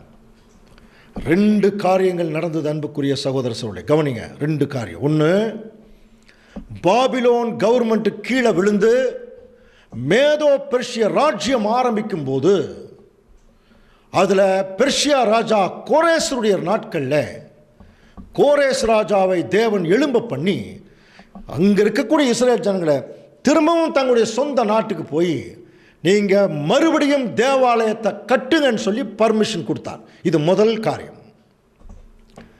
அடுத்தது, அதுக்கு பின்னாடியே இதே பெர்ஷியா ராஜ்யங்கள் எல்லாம் கவனிக்கும் போது அர்த்தசாஸ்தாங்கிற ஒரு ராஜாவுடைய காலத்தில் நெகேமியா தீர்க்கதரிசின்னு ஒரு தீர்க்கதரிசி பானபாத்திரக்காரனாக இருக்கார். அது பின்னாடி பார்க்கலாம். இவருக்கு மனசில் எப்படி தானியேல் மாதிரியே எருசலேம் பட்டணமே இடிஞ்சு போச்சே, இந்த பட்டணத்தையே திரும்பி எடுப்பித்து கட்டணும் அப்படின்னு சொல்லி இவர் ரொம்ப நாளாக மனசில் வச்சுட்டு இருந்தார். நீங்கள் ஜெபம்ங்கிற ஒரு சப்ஜெக்ட் ஒரு 2-3 சப்ஜெக்ட் முன்னாடி பார்த்தோம், ஞாபகம் இருக்கு இல்லையா? நெகேமியா தீர்க்கதரிசி அந்த அர்த்தசாஸ்திர ராஜா பிறந்த நாள் அவருடைய பெரிய ஒரு விருந்து வைக்கும்போது இவர் முகம் ரொம்ப சோகமாக இருக்கார். ராஜா கேட்குற, உன் முகம், உன் உடம்பு நல்லா இருக்கு, ஏன் உன் மனசு தான் சரியில்லை, என்ன விஷயம்னு கேட்கும்போது, என் பிதாக்களுடைய கல்லறைகள் எல்லாம் சுட்டரிக்கப்பட்டிருக்கும் போது நான் எப்படி உங்களோட சந்தோஷமாக இருக்கிறது எப்படின்னு கேட்டார். உடனே என்ன செய்கிறார், உனக்கு என்ன வேணும், நான் போய் கட்டணும், எருசலேம் பட்டணத்தையே கட்டணும். தேவன்கிட்ட பர்மிஷன், ஒரு நிமிஷம் ஜெபம் பண்ணார், தேவன் பர்மிஷன் ராஜா மூலம் கொடுத்தார். போய் அந்த எருசலேம் பட்டணத்தையே கட்டுறார் இல்லையா, அதை குறித்து பேசிகிட்டு இருக்காருங்க. இப்போ மறுபடியும் வாசிங்க. இப்பொழுதும் நீ அறிந்து உணர்ந்து கொள்ள வேண்டியது என்னவென்றால், எருசலேமை திரும்ப எடுப்பித்து கட்டுவதற்கான கட்டளை வெளிப்படுவது முதல். புரியுதுங்களா? அப்போ எருசலேமை அப்படிங்கிற டோட்டல் எருசலேம் சிட்டிவே கட்டுறதுக்கு முன்னாலேயே பார்த்தீங்கன்னா எருசலேம் தேவாலயம் கட்டுவதற்கு கோரேஸ் ராஜா அங்கே பர்மிஷன் கொடுத்தார். புரியுதுங்களா? ஸோ இந்த ரெண்டு விஷயங்களுமே அங்கே வந்து பார்த்தீங்கன்னா ஒன்றன் பின் ஒன்றாக நடந்தது. அதில் முதல் நடந்த விஷயம் இந்த 7 வாரம், ரெண்டாவது அந்த 62 வாரம். புரியுதுங்களா? அதனால தான் ரெண்டாக பிரித்தார். 7 வாரம் 62 வாரம். முதல் 7 வாரம் ஆலயத்தை கட்டுவதற்குரிய காரியங்கள் நடைபெற்ற விஷயம், ரெண்டாவது அலங்கத்தை கட்டுவதற்குரிய காரியங்கள் நடைபெற்ற விஷயம். இது ரெண்டுமே ஒன்றா நடந்துட்டு இருந்த விஷயங்க. அதனால தான் 7 வாரம் 62 வாரம். ஆனால் டோட்டல் எவ்வளவு? 69 வாரம். சரியா? ஸோ இப்போ அந்த இயேசு கிறிஸ்து ஞானஸ்தானம் எடுக்கிற வரைக்கும் 7 வாரம் 62 வாரம் செல்லுன்னு சொல்லிட்டு, அடுத்து பார்த்தீங்கன்னா அந்த ரெண்டாவது இருக்கிற அந்த 62 வாரங்களுக்கு பின்பு மேசியா சங்கரிக்கப்படுவார். என்ன மாதிரி தீர்க்க தரிசனம் பாருங்கள், தானே இல்லை பார்த்தீங்கன்னா. அப்போ மொத்தம் 69 வாரம், அதில் ரெண்டாவது 62 வாரம் முடியும் போது, அதாவது எருசலேம் அந்த ஆலயத்தை, அந்த அலங்கத்தை கட்டுவதற்குரிய காரியங்கள் நிறைவேறக்கூடிய விஷயம் அது முடியும் போது மேசியா சங்கரிக்கப்படுவார். இதாங்க தீர்க்க தரிசனம். புரிஞ்சுதா? சரி, இப்போ நீங்கள் எது வரைக்கும் பார்த்துட்டோம்னா 7 வாரம் 62 வாரம், மொத்தம் 69 வாரம் பார்த்துட்டோம். மிச்சம் அந்த 1 வாரம் இருக்கு இல்லையா, அந்த 1 வாரம் என்ன நடக்குது பாருங்கள். வசனம் வாசிக்கலாம். தானியேல் 9:27. அவர் 1 வாரம் அளவும் அநேகருக்கு உடன்படிக்கையை உறுதிப்படுத்தி. எந்த 1 வாரம் அப்படின்னா கடைசியாக இருக்கிற 70வது வாரம். நல்லா புரிஞ்சுங்க. ஏற்கனவே 7 வாரம் 62 வாரத்தில் என்ன நடக்கும்னு சொல்லிட்டார். இப்போ கடைசி இருக்கிற 70வது வாரம்ங்கிறது அந்த 1 வாரம் கடைசியா, அந்த 1 வாரம் அளவும் அநேகருக்கு உடன்படிக்கையை உறுதிப்படுத்தி. அந்த வாரம் பாதி சென்ற போது, கவனிச்சிங்களா? அந்த வாரம் பாதி சென்ற போது பலியையும் காணிக்கையும் ஒளிய பண்ணுவார். கவனிங்க, பலியையும் காணிக்கையும் அவர் ஒளிய பண்ணுவார். அதுக்கப்புறம் ஒரு பெரிய தீர்க்க தரிசனம், பெரிய ஒரு பாலாக்கிரமம் பின்னாடியே வந்துடுவான் அப்படின்னு சொல்கிறார். அது தனியாக பார்க்கலாம், இன்னொரு நாள் பார்க்கலாம். இப்போ நமக்கு தேவை அந்த 70 வாரம் டைம் கொடுத்தார் பாருங்க. அந்த 70 வாரம் டைமில் 69வது வாரம் முடியும் போது மேசியா வந்து அபிஷேகம் பண்ணப்படுறார். மிச்சம் 1 வாரம் இருக்கான். அந்த 1 வாரத்தில் பாதி சென்ற போது மேசியா சங்கரிக்கப்படுவார். அப்படியே புரியுதா? 1 வாரம் அளவும் உடன்படிக்கை நிறைவேறும். அதான் சொன்னார், 1 வாரம் அளவும் உடன்படிக்கை நிறைவேற்றுவார். ஆனால் அந்த வாரம் பாதியிலேயே மேசியா சங்கரிக்கப்படுவார் என்று சொல்லி பாருங்க. அந்த 1 வாரம் பாதி சென்ற போது பலியையும் காணிக்கையும் ஒளிய பண்ணுவார். புரியுதுங்களா? அந்த 1 வாரம் பாதியிலேயே அவர் பலியும் காணிக்கையும் ஒளிய பண்ணுவார்னு என்ன அர்த்தம்? தன்னையே ஜீவ பலியாக கொடுத்துருவார். இதுக்கப்புறம் நீங்கள் பலியோ காணிக்கையோ செலுத்த வேண்டியதில்லை, நான் ஒழிச்சிட்டேன்றார். ஸோ அன்புக்குரிய சகோதரர்களோடு, இது வந்து ஒரு தீர்க்க தரிசன வசனமாக இப்போ நம்ம பார்த்துருக்கோம். இதை அப்படியே நம்ம எடுத்துக்கிட்டோம்னா ஒன்றுமே புரியாது. அப்படின்னா இந்த தீர்க்க தரிசனங்களை எப்படி ஸ்டடி பண்ணணும்? தேவன் ஏற்கனவே சில நுணுக்கங்கள் கொடுத்துருக்கார். ஆக்சுவலாக நம்முடைய ஆண்டவர் இயேசு கிறிஸ்துவுக்கு 1 நாள்ங்கிறது 1000 வருஷம். படிச்சிருக்க முடியாது 2 பேதுருவில். அதே மாதிரி தேவன் இப்போ நமக்கு ஒரு கால்குலேஷன் சொல்கிறார். இப்போ நான் சொல்கிற விஷயம் தயவு செய்து பைபிளில் தாங்க இருக்குது, எல்லாத்துக்குமே பொருந்தும். இது ஒரு ஆண்டவர் இயேசு கிறிஸ்து வந்து அவருடைய காலக்கணக்கில் 1 நாளுங்கிறது 1000 வருஷம். அதே சமயத்தில் தேவன் வந்து சில காலக்கணக்குகளை நாள் கணக்கில் ஒப்பிட்டு பேசினார்னா, அது பின்னாடி தீர்க்க தரிசனமாக நிறைவேற போகிறதா இருந்தால், அந்த நாள் சொல்லப்பட்ட ஒரு நாள் அப்படிங்கிற சொல்லப்பட்ட ஒரு தீர்க்க தரிசனத்தை இப்போ நம்ம எப்படி எடுத்துக்கணும்னா, ஒரு வருஷத்துமாக எடுத்துக்கணும்னு பைபிள் சொல்லுது. சரியா? அன்புக்குரிய சகோதர சொல்ல ஃபார்முலா, ஒரு கணக்கு போட்டோம்னா அந்த கணக்குக்கு ஒரு ஃபார்முலா இருக்கும் இல்லையா, அந்த ஃபார்முலா மாதிரி தான் இது. எப்படி இயேசு கிறிஸ்து அவருடைய காரியங்களை பற்றி பேசும்போது 1 நாளுங்கிறது 1000 வருஷம். அதே தீர்க்க தரிசனத்தை நம்ம கணிக்கும் போது ஒரு நாள்னு சொன்னால் அது ஒரு வருஷத்துக்கு ஒப்பிட்டு நம்ம கால்குலேட் பண்ணோம். சரி, இதுக்கு பைபிளில் தான் ஆதாரம் இருக்கா? இருக்குது. இப்போ வாசிக்கலாம் பாருங்க. என்னாகமம் 14ஆம் அதிகாரம் 34ஆம் வசனம். நீங்கள் தேசத்தை சுற்றி பார்த்து 40 நாள் லக்கத்தின்படியே ஒவ்வொரு நாள் ஒவ்வொரு வருஷமாக நீங்கள் 40 வருஷம் உங்கள் அக்கிரமங்களை சுமந்து பாருங்க, கவனிங்களா? இஸ்ரேல் ஜனங்கள் அந்த கானான் தேசத்தை போய் வேவு பார்க்க போனாங்க இல்லையா? 40 நாள் 12 பேர் போயிட்டு 10 பேர் துர்ச்செய்தி சொன்னாங்க, 2 பேர் நற்செய்தி சொன்னாங்க. 10 பேர் சொன்ன துர்ச்செய்தி நம்பி நாங்கள் திரும்ப எகிப்துக்கே போகிறேன்னு சொன்னதுனால தேவன் அவங்களுக்கு சொன்ன ஒரு தண்டனை. 40 நாள் வேவு பார்த்துட்டு வந்ததுனால அதுக்கு ஈக்குவலாக 40 வருஷம் நீங்கள் என்ன பண்ணுவீங்க? சுற்றுன்னு சுற்றுவீங்க வனாந்தரத்தை. என்ன ஸோ அதுக்கு அவரே சொல்கிறார் பாருங்க, அவருடைய அக்கிரமத்தின் வருஷங்களை உனக்கு நாட்கணக்கா என்ன கட்டளையிட்டேன். புரியுதா? அவருடைய அக்கிரமத்தின் வருஷங்களை உனக்கு நாட்கணக்கா என்ன கட்டளையிட்டேன். எசேக்கியேல் 4ஆம் அதிகாரம் 5ஆம் வசனம். அதுலேயே 6ஆம் வசனத்தை நீங்கள் கவனிச்சிங்கன்னா இவைகளை நிறைவேற்ற பின்பு அப்படியே வரிசையாக சொல்லிட்டு ஒவ்வொரு வருஷத்துக்கு பதிலாக ஒவ்வொரு நாளை உனக்கு கட்டளையிட்டேன் அப்படின்னு சொல்கிறாங்க. அப்போது இது பின்னாடி நடக்க போகிற தீர்க்க தரிசனம். அவர் சொன்ன விஷயம் நடக்க போகுது. அப்போ இயேசு கிறிஸ்து அதாவது பழைய ஏற்பாட்டு காலத்திலேயே ஒரு தீர்க்க தரிசனத்தை அவர் நிறைவேற்ற சொல்கிறார் அப்படின்னாலே, ஒரு நாள் கணக்கில் சொல்லிட்டாருனாலே அது எப்படி புரிஞ்சுக்கணுமா? ஒரு வருஷம் அல்லது ஒரு வருஷம்னா ஒரு நாள் கணக்கில் எடுத்துக்கணும். நல்லா புரிஞ்சுக்கலாம். அப்போ இங்கே நாள் கணக்கு சொன்னார்னாலே அது ஒரு வருஷம். அப்படின்னா இப்போது தானியேல் அங்கே ஜெபம் பண்ணுறார். இந்த ஜனங்கள் அவ்வளோதானா, இவங்களுக்கு ஏதாவது வேறு விடிவு காலம் இல்லையான்னு சொல்லும்போது, இன்னும் உனக்கு நான் என்ன பண்ணுறேன், ஒரு 70 வாரம் ஜனங்களுக்கு டைம் தர்றேன் சொன்னார் இல்லையா? உன் ஜனத்தின் மேலும் உன் பரிசுத்த நகரத்தின் மேலும் 70 வாரம் இருக்குப்பா அப்படின்னார் தானியேலுக்கு. புரியுது? அப்போ அந்த 70 வாரம்ங்கிறது எப்படி நம்ம தீர்க்க தரிசனத்தில் எடுத்துக்கணும்னா, ஒரு வாரத்துக்கு 7 நாள். புரியுதுங்களா? அப்போ 70 வாரத்துக்கு 7 பெருக்கள் 70 490 நாள். நல்லா புரிஞ்சுக்கலாம். அப்போ 490 நாள் அப்படின்னா எப்படி புரிஞ்சுக்கணும்? இப்போ வசனம் படித்தோம் இல்லையா? 490 வருஷம். பைபிளில் பாருங்கள், 5 நாள் இது நடக்க போகுதுன்னு சொன்னார்னா 5 வருஷம், 25 நாள் இது நடக்க போகுதுன்னா 25 வருஷம். இது ஏன் இதை வருஷ கணக்குக்கு நம்ம மாற்றணும் அப்படின்னு தேவன் சொல்கிறார் அப்படின்னா, அவர் சொல்லக்கூடிய 70 வாரங்கிறது வெறும் 490 நாள் தான் வரும் இல்லையா? ஆனால் எருசலேமை திரும்ப எடுப்பித்து கட்டுறதுக்கான கட்டளை வெளிப்படுறதுலேருந்து ரொம்ப வருஷம் ஆகி தான் இந்த காரியங்கள் எல்லாம் நடக்க போகுது. நல்லா புரிஞ்சுக்கலாம். இயேசு கிறிஸ்து வர்ற வரைக்கும். அப்போ இயேசு கிறிஸ்து எருசலேமை திரும்ப எடுப்பித்து கட்டுறதுக்கான கட்டளை நெகேமியாக வாங்கி இயேசு கிறிஸ்து வர்ற வரைக்கும் வெறும் 490 நாள் தானே. எத்தனை நூற்றாண்டுகள் வந்துருச்சு இல்லையா? அப்போ கவனித்து பார்த்தீங்கன்னா இதனால தான் தேவன் நமக்கு என்ன சொல்கிறார், 70 வாரம் அப்படின்னாலே அது ஒரு நாள் கணக்கில் நீ எடுத்துக்கிட்டீங்கன்னா பாருங்கள், 70 வாரத்துக்கு 490 நாள், அந்த 490 வருஷம் அப்படின்னா நல்லா புரிஞ்சுக்கலாமா? அதை தான் அங்கே கிளியராக சொல்கிறார். தானியேலுக்கு சொல்லும்போது என்ன சொல்கிறாருன்னா, பார்ப்பா ஜனங்களை நான் இன்னும் கைவிடல, அவங்களுக்கு மறுபடியும் நான் வாய்ப்பு தர்றேன்.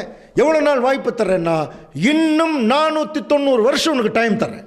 அந்த 490 வருஷம் முடிஞ்சிருச்சுன்னா இஸ்ரேல் ஜனங்களுக்கு அந்த வாய்ப்பு போயிடும், அது புறஜாதிகளுக்கு அந்த அழைப்பு போயிடும். இதுதான் அவருடைய மெயின் அர்த்தமே. அப்போ அந்த 490 வருஷம் எங்கிருந்து ஆரம்பிக்குது? இதைத்தான் அவர் என்ன சொல்கிறாருன்னா, அந்த 490 வருஷங்கிறது அந்த 70 வாரம் இல்லையா? 70 வாரங்கிறது 490. இது எங்கிருந்து ஆரம்பிக்குது அப்படின்னு சொல்லி பார்த்தீங்கன்னா, எருசலேமை திரும்ப எடுப்பித்து கட்டுவதற்கான கட்டளை வெளிப்படுவது முதல். அப்படின்னா ஒரு தெளிவான ஒரு இன்ஃபர்மேஷன் கிடச்சிருச்சு. இந்த 70 வாரம் அல்லது இந்த 490 வருஷம் எங்கிருந்து ஆரம்பிக்குதுன்னா, எருசலேமை திரும்ப எடுப்பித்து கட்டுவதற்கான கட்டளை நெகேமியா தீர்க்கதரிசி அர்த்தசாஸ்டா ராஜா கிட்ட பர்மிஷன் வாங்குறாரு இல்லையா? அங்கிருந்து ஆரம்பிக்குதான். ஸோ இது இன்னும் கொஞ்சம் நல்லா புரிஞ்சுக்கிறதுக்காக மறுபடியும் அந்த படத்தை நீங்கள் கொஞ்சம் பார்த்தீங்கன்னா, இப்போ இஸ்ரேல் ஜனங்களுக்கு இன்னும் தேவன் 70 வாரம் டைம் கொடுத்துருக்கார். 70 வாரம்ங்கிறது 490 நாள் அல்லது 490 வருஷம். அதில் முக்கியமான ஃபஸ்ட்டு பார்த்தீங்கன்னா ஒரு 7 வாரமும் 62 வாரமும் மொத்தம் 69 வாரம். இது எதுக்குன்னு சொல்கிறார் அப்படின்னு பார்த்தீங்கன்னா, கடைசியாக இன்னொரு வாரம் இருக்கு இல்லையா, அதை அப்படியே பச்சுங்க, அப்படியே மைண்டில் வைங்க. இப்போ இந்த 7 வாரமும் 62 வாரமும் அதில் என்ன நடக்கும்? அதுக்கு தான் வசனம் அப்படியே படித்தோம். எருசலேமை திரும்ப எடுப்பித்து கட்டுவதற்கான கட்டளை வெளிப்படுவது முதல் பிரபுவாகிய மேசியா வர்ற வரைக்கும். மேசியானால என்ன அர்த்தம்? அபிஷேகம் பண்ணப்பட்டவர்னு அர்த்தம். அப்போ இயேசு கிறிஸ்துவை தேவன் எப்போ அபிஷேகம் பண்ணினார்? எந்த டைமில்? அப்போஸ்தலர் 10:38 வாசிக்கலாம். நசரேயனாகிய இயேசுவை தேவன் பரிசுத்த ஆவியினாலும் வல்லமையினாலும் அபிஷேகம் பண்ணினார். பரிசுத்த ஆவியினாலே அபிஷேகம் பண்ணினார். படிக்கிறோமா இல்லையா? அப்ப தேவன் தன்னுடைய குமாரன் இயேசு கிறிஸ்துவை பரிசுத்த ஆவியினாலே எப்ப அபிஷேகம் பண்றார்? அந்த ஞானஸ்நானம் எடுக்கும் போது. புரியுதா? அப்போ கவனிக்கலாம். அப்ப அந்த 69 வாரங்கள் அந்த கால்குலேஷன் எப்படின்னா, எருசலேமை திரும்ப எடுப்பித்து கட்டுவதற்கான கட்டளை வெளிப்படுவது முதல் இயேசு கிறிஸ்து ஞானஸ்நானம் எடுக்கிற வரைக்கும் 69 வாரம். புரியுதுங்களா? சரி, அதுக்கப்புறம் மிச்சம் ஒரு வாரம் இருக்கு. அதையும் நம்ம என்னன்னு பார்க்கலாம். இப்போ நம்ம என்ன கண்டுபிடிக்கணும்? எருசலேமை திரும்ப எடுப்பித்து கட்டுவதற்கான கட்டளை வெளிப்படுவது யாருக்கு வெளிப்படுத்தினது? அர்த்தசாஸ்டா ராஜா நெகேமியா தீர்க்கதரிசிக்கு அந்த பர்மிஷன் கொடுக்கிறார். இது எங்க இருக்கு வசனம்? நெகேமியா 2ஆம் அதிகாரம் 1ஆம் வசனம் வாசிக்கலாம். அர்த்தசாஷ்டா ராஜாவின் 20ஆம் வருஷம் நீசான் மாதத்திலே திராட்சரசம் ராஜாவுக்கு முன்பாக வைத்திருக்கையில். பாருங்க, ஒரு நீண்ட இது நீங்க ஃபுல்லா நீங்க வீட்டில் படிச்சு பாருங்க. இதுல பர்டிகுலரா டைமும் தேவன் கொடுக்குறா பாருங்க. அர்த்தசாஷ்டா ராஜாவின் 20ஆவது வருஷம் இல்லையா?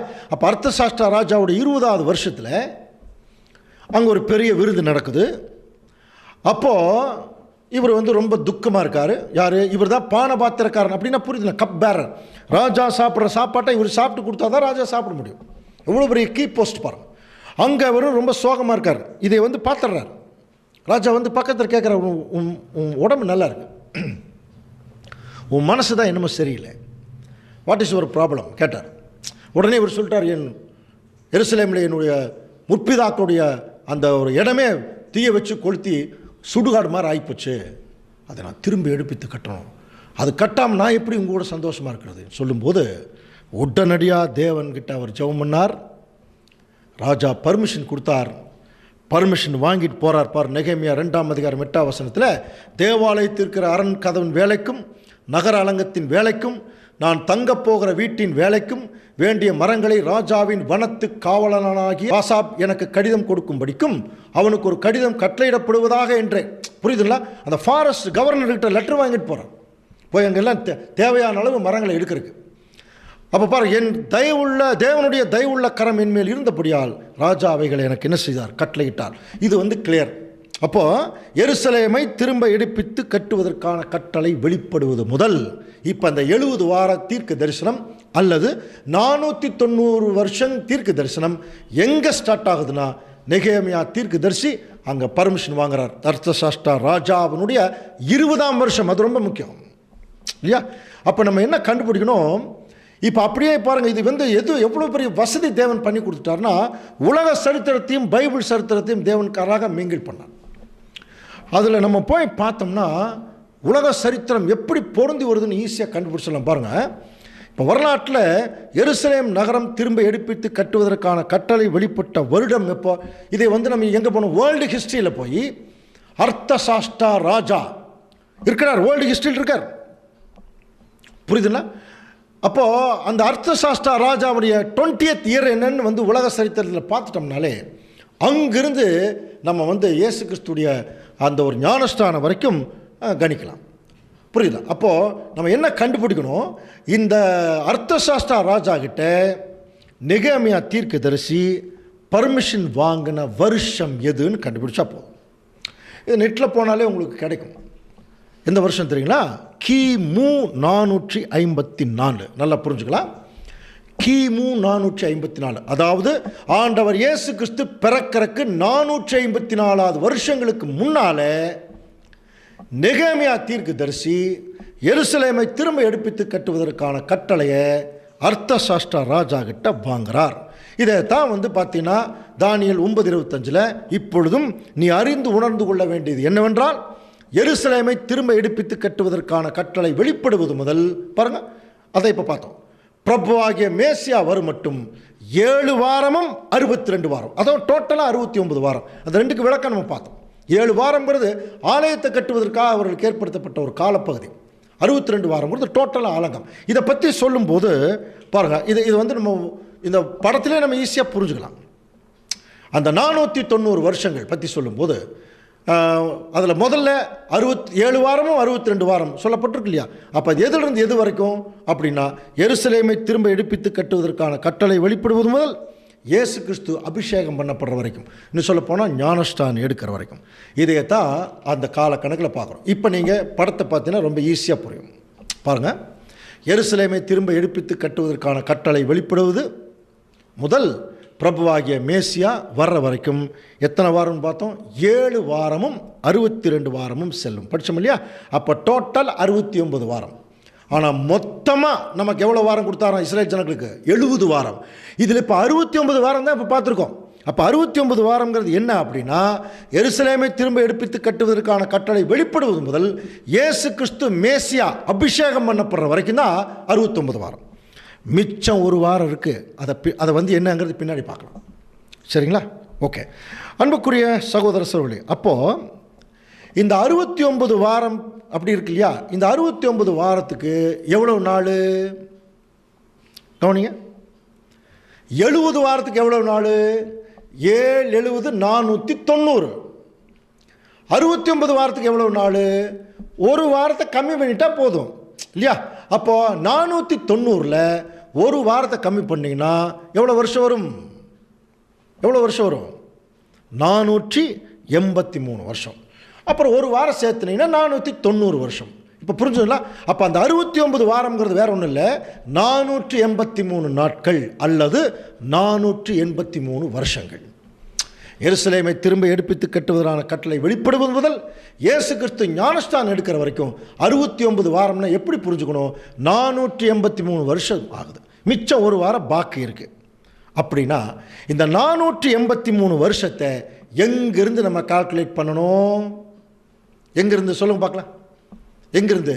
எருசலேமை திரும்ப எடுப்பித்து கட்டுவதற்கான கட்டளை வெளிப்பட்ட வருஷம் இருக்கு இல்லையா? அதுதான் 454. அப்போ கிமு 454லிருந்து அப்படியே 483 வருஷங்கள் அப்படியே கால்குலேட் பண்ணிட்டு வந்தீங்கன்னா இயேசு கிறிஸ்து எப்போ ஞானஸ்தானம் எடுக்கிறாரோ அந்த டேட் வந்துடும். புரியுதுங்களா?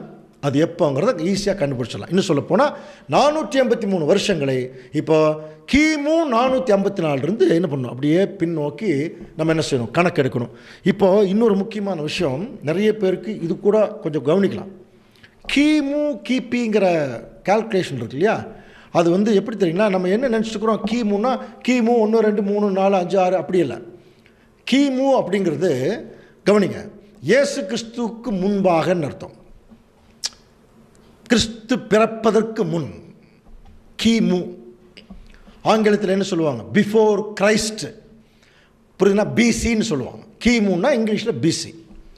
அதே மாதிரி பின்னாடி இயேசு கிறிஸ்து பிறப்பதற்கு பின்னுங்கிறத பர்த் ஆஃப் கிரைஸ்ட்னு சொல்ல மாட்டாங்க, அன்னோ டொமினின்னு பேர் அது.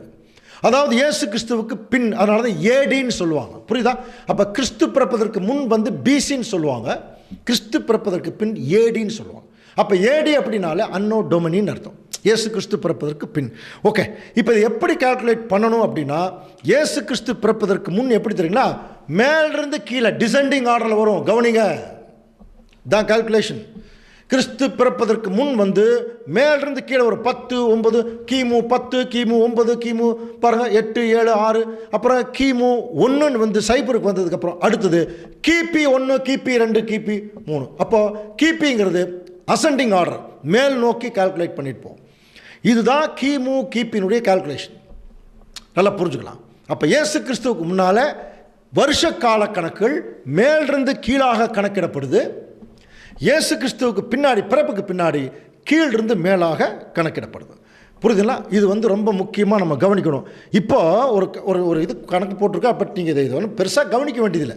இப்போ நம்ம ஏன் இது இந்த மாதிரி ஒரு கணக்கு போட்டிருக்கோம்னா இதை நம்ம புரிஞ்சுக்கிறக்காக. இப்போ பாருங்கள், கிமு 454வது வருஷத்தில் எருசலேமை திரும்ப எடுப்பித்து கட்டுவதற்கான கட்டளை வெளிப்பட்டது. அப்போ அங்கிருந்து எத்தனை வருஷம் பின்னாடி கால்குலேட் பண்ணணும்? 69 வாரத்துக்கு 483 வருஷங்கள்.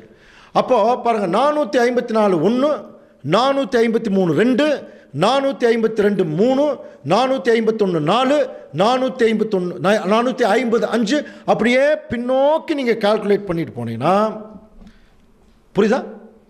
எப்போ வந்து முடியும் தெரியுங்களா? கிபி 30 அல்லது 29 வந்து முடியும். இது ரொம்ப சிம்பிளாக கால்குலேட் பண்ணணும்னா ரொம்ப ஈஸிங்க. கிமூல இருந்து கிபியை கழிச்சிட்டாலே போதும். பாருங்கள், இதில் எது பெருசு? அந்த 69 வாரம்ங்கிறது மொத்தம் 483 வருஷம் இல்லையா? அந்த 483ல் 454 கழிச்சிட்டிங்கனாலே கிபி வந்துடும். பாருங்கள், கழிச்சு பாருங்கள்.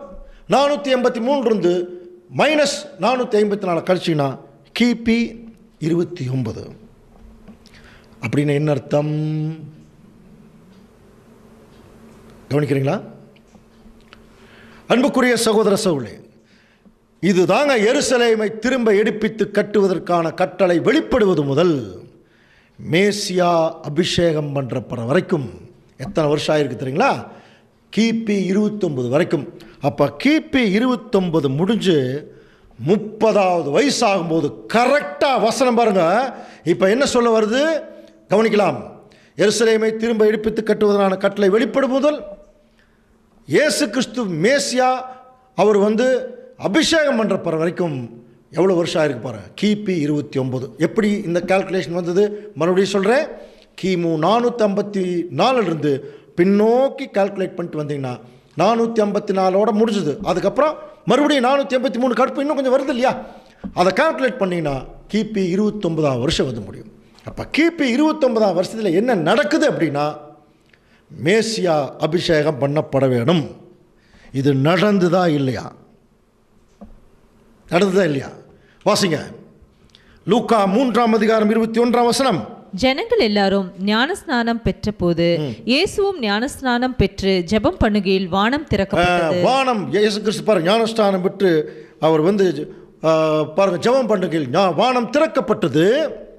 அப்பொழுது இயேசு ஏறக்குறைய 30 வயது உள்ளவரானார். கரெக்டாக போட்டிருக்காங்க பார்த்தீங்களா? ஏன் இந்த ஏறக்குறையங்கிற வார்த்தை போட்டிருக்கு? அதான் 29 முடிஞ்சு 30வது வயசு வரும்போது இயேசு கிறிஸ்து என்ன ஆயிட்டார்? இப்போ அபிஷேகம் பண்ணப்பட்டார். இதை தாங்க தானியேல் சொல்லப்பட்டிருக்கு. 7 வாரமும் 62 வாரம் எதுக்கு? மொத்தம் 69 வாரம் எதுக்குன்னா எருசலேமை திரும்ப எடுப்பித்து கட்டுவதற்கான கட்டளை வெளிப்படுவது முதல் மேசியா அபிஷேகம் பண்ணப்படுற வரைக்கும். ஸோ மறுபடியும் அந்த படத்தை கொஞ்சம் பாருங்கள். மொத்தம் 70 வாரம், மிச்சம் 1 வாரம் இருக்குது. இன்னும் அந்த 1 வாரம் இன்னும் கவனிக்கல. இப்போ இந்த 70 வாரத்தில் 69 வாரத்தில் என்ன நடந்திருக்கு? எருசலேமை திரும்ப எடுப்பித்து கட்டுவதற்கான கட்டளை வெளிப்படுவது முதல் மேசியா வர்ற வரைக்கும் 69 வாரம் முடிஞ்சுதா? மிச்சம் என்ன வாரம் இருக்குது? அப்போ இயேசு கிறிஸ்து 29வது வயசில் முடிஞ்சு 30வது வயசில் ஞானஸ்தானம் எடுத்தார். இப்போ நம்ம கால்குலேஷன் எதுனா 30 வயசு வரைக்கும் கரெக்டாக அவர் வந்து இருக்கிறாருங்கிறது தெரிஞ்சிச்சு. 30வது வயசில் அவர் ஊழியத்துக்கு போயாச்சு ஞானஸ்தானம் எடுத்துட்டு. அதுக்கப்புறம் எத்தனை வருஷம் உயிரோடு இருந்தாருங்கிறது தான் முக்கியம். அதை சொல்கிறதாங்க இந்த கடைசி வாரம். புரியுதா? பாருங்கள் அந்த வசனம் கவனிக்கல் பார்க்கலாம். தானியேல் 9:27 வாசிங்க. அவர் 1 வாரமளவும் அநேகருக்கு உடன்படிக்கையை அந்த 1 வாரம் கடைசி வாரம் 70வது வாரம். புரிஞ்சுதுங்களா? அப்போ அந்த 1 வாரம் அளவும் அவர் அநேகருக்கு உடன்படிக்கை. அப்போ அந்த 1 வாரமும் உடன்படிக்கை உறுதிப்படுத்துகிறார். ஆனால் அதே சமயத்தில் அந்த வாரம் பாதி சென்ற போது பலியையும் காணிக்கையும் என்ன பண்ணாரா? ஒழிய பண்ணினார். ஸோ அப்போ அந்த மிச்சம் இருக்கிற 1 வாரம்ங்கிறது பாருங்கள். அதுக்கு கூட ஒரு வாரம் இருக்கு. எவ்வளோ நாள்? 7 நாள். அப்போ 7 நாள்னா 7 வருஷம். புரியுதுங்களா? இயேசு கிறிஸ்து ஞானஸ்தானம் எடுத்ததுக்கப்புறம் இன்னும் 7 வருஷம் டைம் இருக்கு. அது 7 நாள். ஆனால் அந்த 7 நாளில் பாதி 3. புரியுதுங்களா? 7 நாளில் பாதி எவ்வளவு? 3 நாளிலிகா 3 வருஷம். கிபி 29 முடிஞ்சு 30வது வயசில் ஞானஸ்தானம் எடுக்கிறார். 69 வாரம் முடிஞ்சிடுச்சு. மிச்ச கடைசி 1 வாரம் அந்த 7 நாளுங்கிறது 7 வருஷம். அந்த 7 வருஷத்தில் 3 வருஷத்திலேயே பாதியிலேயே பலியையும் காணிக்கையும் ஒழிய பண்ணினார். புரியுதுங்களா? அந்த 3 வருஷம் முடியும் போது தன்னையே தேவனுக்கு ஜீவ பலியாக கொடுத்தார். இதையத்தான் பவுல் எழுதுறார். எபேசியர் 5:2 வாசிங்க. கிறிஸ்து நமக்காக தம்மை தேவனுக்கு சுகந்த வாசனையான காணிக்கையாகவும் பலியாகவும் ஒப்பு கொடுத்து நம்மில் அன்பு கூர்ந்தது போல நீங்களும் அன்பிலே நடந்து கொள்ளுங்கள். அப்போ அந்த 3 வருஷம் முடியும் போது ஆண்டவர் இயேசு கிறிஸ்து தன்னை ஜீவ பலியா ஒப்பு கொடுத்தார். அப்போ இஸ்ரேல் ஜனங்களுக்கு தேவன் கொடுத்த அந்த 70 வாரத்தில் கடைசி வாரம் கொஞ்சம் கவனிச்சின்னா அந்த 1 வாரம். இப்போ இயேசு கிறிஸ்து 30வது வயசில் ஞானஸ்தானம் எடுக்கிறார். 3 வருஷம் ஊழியம் பண்ணி 33 வருஷத்தில் அவர் மரித்து போனார். புரிஞ்சுங்களா? இந்த கால்குலேஷன் தாங்க இயேசு கிறிஸ்து 33 வருஷம் இருந்தாருங்கிறத சொல்லுது. டைரெக்டாக 33 வருஷம் எங்கேன்னு சொல்லு. இதில் இன்னொரு விஷயம் கூட இருக்குது. அந்த 3 வருஷத்தில் அதோட கிறிஸ்துவுடைய வாழ்க்கையோட அது முடியல. இஸ்ரேல் ஜனங்களுக்கு மறுபடியும் பாருங்கள், அந்த ஒரு வாரங்கிறதுல மிச்சம் 3 வருஷம் இருந்தது இல்லையா, அந்த 3 வருஷமும் இஸ்ரேல் ஜனங்களுக்கு தேவன் கொடுத்தார். அதுக்கு பிறகுதான் புறஜாதிகளுக்கு அந்த அழைப்பு என்ன ஆகுது, போச்சான். உங்களுக்கு நான் நல்லா படித்து உங்களுக்கு தெரியும், இந்த சத்தியத்துக்குள்ளே வந்த முதல் புறஜாதி யார் தெரியுங்களா? கொர்னேலியஸ்ன்னு சொல்லுவாங்க. கொர்னேலியஸ் சொல்லக்கூடிய ஒரு 100க்கு அதிபதி. அவர் தான் முதல் உள்ள வரார். எப்போ உள்ள வராருன்னு வேத கால்குலேஷன் சொல்லுதுன்னா, கரெக்டாக இயேசு கிறிஸ்துடைய மரணத்துக்கு பின்னால் 3 வருஷத்துக்கு பின்னாடி அந்த அழைப்புக்குள்ளே வரார். அதுக்கு முன்னாடியே கிறிஸ்துவுக்கு அவர் அறிமுகம் இருந்தது. சில விஷயம் ஆண்டவர் இயேசு கிறிஸ்துவிட்ட நிறைய கேட்டிருக்கார், புரியுதுங்களா? ஆனால் அவன் அந்த அழைப்புக்குள்ளே வந்தது கரெக்டாக அந்த 3 வருஷம். அப்போது டோட்டல் 70 வருஷங்கிறது 490 வருஷங்கள் முடியுது. முடிஞ்ச உடனே புறஜாதிகளுக்கு அந்த அழைப்பு போயிடுச்சு இல்லையா. இதை தாங்க தேவன் தானியேலுக்கு சொல்கிறார், உன் ஜனத்தின் மேலே நான் 70 வாரம் வச்சுருக்கப்பா, 490 வருஷம் வச்சுருக்கேன். அதில் முக்கியமான ஒரு விஷயம் நடக்குது. 69 வாரம் முடியும் போது இயேசு கிறிஸ்து என்னுடைய மகன் உங்கள் மத்தியில் வந்துடுவார். ஒரு வாரம், இன்னும் 7 வருஷம் உங்களுக்கு டைம் தர்றேன். அதில் 3 வருஷத்தில் அவருடைய பலியை நிறைவேற்றிடுவார். அவர் நிறைவேற்றி முடிச்சுட்டு அதோடு நிற்க போகிறதில்ல. அவருடைய சீஷர்கள் மறுபடியும் இஸ்ரேல் ஜனங்களுக்கு போய் சொன்னாங்க. நீங்கள் அப்போஸ்தலர் 13ஆம் அதிகாரத்தில் படித்து பாருங்கள். ஆபிரகாமின் சந்ததியில் பிறந்தவர்களே, உங்களுக்கு தான் ரட்சிப்பின் வசனம் கொடுக்கப்பட்டதுன்னு போய் சொன்னாங்க. கேட்கல. இதோ நாங்கள் புறஜாதியர் இடத்துல போகிறோம்னு போயிட்டாங்க பவுல் எல்லாம். அது அந்த எக்ஸ்ட்ரா 3 வருஷம் முடிஞ்சுது. 70 வருஷங்கள், அந்த 70 வார கால கணக்கு 490 வருஷங்கள் முடியும் போது இந்த அழைப்பு புறஜாதிக்குள்ளே போயிடுச்சு இல்லையா. ஓகே, ஸோ இதில் என்ன நமக்கு தெரியுது? இயேசு கிறிஸ்து இந்த பூமியில் வாழ்ந்தது 33 வருடங்கள். ஓகே, இதற்கும் ஆண்டவர் இயேசு கிறிஸ்துடைய பிறப்புக்கும் என்ன சம்பந்தம்? என்ன சம்பந்தம் தெரியுங்களா? இப்போ இயேசு கிறிஸ்து எத்தனை வருஷம் வாழ்ந்தார்னு கிளியராக தெரிஞ்சிருச்சா? இன்னும் அவர் எப்போ பிறந்தாருங்கிறது முதல் ரூபகாரத்தில் அக்டோபர் மாதம்னு பார்த்தோம். இப்போ 2வது ரூபகாரத்தில் எத்தனை வருஷம் உயிர் வாழ்ந்துட்டாருங்கிறது தெரிஞ்சிருச்சு. எப்போ அவர் மரணம் அடைந்தாருங்கிறது தெரிஞ்சிருச்சுன்னா, அதிலிருந்து 33 வருஷத்தை பின்னோக்கி நீங்கள் கால்குலேட் பண்ணிங்கன்னா அவருடைய பிறந்த வருஷம், பிறந்த தேதி வந்துடும் இல்லையா. ஸோ இப்போ ஆண்டவர் எப்போ மரித்தார், நம்ம ஏற்கனவே அவுட் டு ஸ்டடி பைபிள் 2-3வது பாகத்தில் பார்த்தோம்னு நினைக்கிறேன். அந்த பஸ்காவுடைய பலியை பற்றி படிக்கிறோம் இல்லையா. இயேசு கிறிஸ்து இந்த பூமியில் வரும்போதே அவர் எந்த நிழலில் தன்னுடைய ஜீவனை கொடுத்தார்? யாத்திராகமம் 12ஆம் அதிகாரம் 6ஆம் வசனம், அதை இந்த மாதம் 14ஆம் தேதி வரைக்கும் வைத்திருந்து இஸ்ரேல் சபையின் ஒவ்வொரு கூட்டத்தாரும் சாயங்காலத்தில் அதை அடித்து. அப்போ பாருங்க, யாத்திராகமம் 12ஆம் அதிகாரம் 1 நீங்கள் படிச்சு பாருங்க. இந்த மாதம் உங்களுக்கு பிரதான மாதம், இது வருஷத்தின் 1ஆம் மாதமாக இருப்பதாக. இதில் 10ஆம் தேதி ஒரு ஆட்டை செலக்ட் பண்ணும் வீட்டு தலைவர். 14ஆம் தேதி வரைக்கும் வச்சுருந்து 14ஆம் தேதி அதை சாயங்காலம் அடித்து புளிப்பில்லாத அப்பத்தோடு கசப்பான கீரையோடும் அதை சாப்பிடணும் சொன்னார் இல்லையா. அப்படி அந்த மாதிரி சாப்பிட்டதுனால அன்னைக்கு இஸ்ரேல் ஜனங்களுடைய முதற் பிறந்த குழந்தைகள் காப்பாற்றப்பட்டது அந்த சங்காரத்தில். அது நிமித்தம் ஒட்டுமொத்த இஸ்ரேல் ஜனங்களுடையும் வந்தாங்க இல்லையா. அதே மாதிரி இந்த பூமியில் கூட இங்கே ஒரு முதற் பிறந்த குழந்தைகள் இருக்கிறாங்க, திருச்சபை. அதனால தான் பவுல் இவங்களை பற்றி எழுதும்போது, ஆகையால் நீங்கள் புளிப்பில்லாது இருக்கிறபடியே புதிதாய் பிசைந்த மாவாய் இருக்கும்படி பழைய புளித்த மாவை களைந்து போடுங்கள், ஏனெனில் நம்முடைய பஸ்காவாகிய கிறிஸ்து நமக்காக பலியிடப்பட்டிருக்காரு. அப்போது அன்னைக்கு எப்படி அந்த பஸ்கா ஆட்டுக்குட்டி எப்போ அடிக்கப்பட்டதோ அதே நாளில் தாங்க ஆண்டவர் இயேசு கிறிஸ்து இங்கே அடிக்கப்பட்டார். அப்போ அது எந்த மாதம்? நீசான் மாதம், ஏப்ரல் மாதம். அப்போ நல்லா புரிஞ்சுக்கலாமா? அப்போ ஏப்ரல் மாதம் தாங்க இயேசு கிறிஸ்து அவர் மரித்த மாதம். அப்படின்னா இந்த ஏப்ரல் மாதம் அதிலிருந்து 33 வருஷத்தை பின்னாடி கணக்கு போட்டிங்கன்னா, ஏன்னா அவருடைய கால்குலேஷனில் சந்திரனுடைய காலக்கணக்கு தானே, வருஷத்துக்கு 360 நாள் தான், ஒரு மாதத்துக்கு 30 நாள் தான். அதனால் எந்த வேரியேஷனும் வராது. அப்போ ஏப்ரல் மாதத்துலேருந்து நீங்கள் பின்னோக்கி கால்குலேட் பண்ணி பாருங்கள். கொஞ்சம் டைம் எடுத்து பண்ணுறதுனா பண்ணலாம். அல்லது இது மாத கணக்கில் ஒரே ஆர்டரில் வர்றதுனால அந்த ஏப்ரல் மாதம் இருக்கு இல்லையா, அந்த மாதத்தான் அவர் இறந்த தேதி.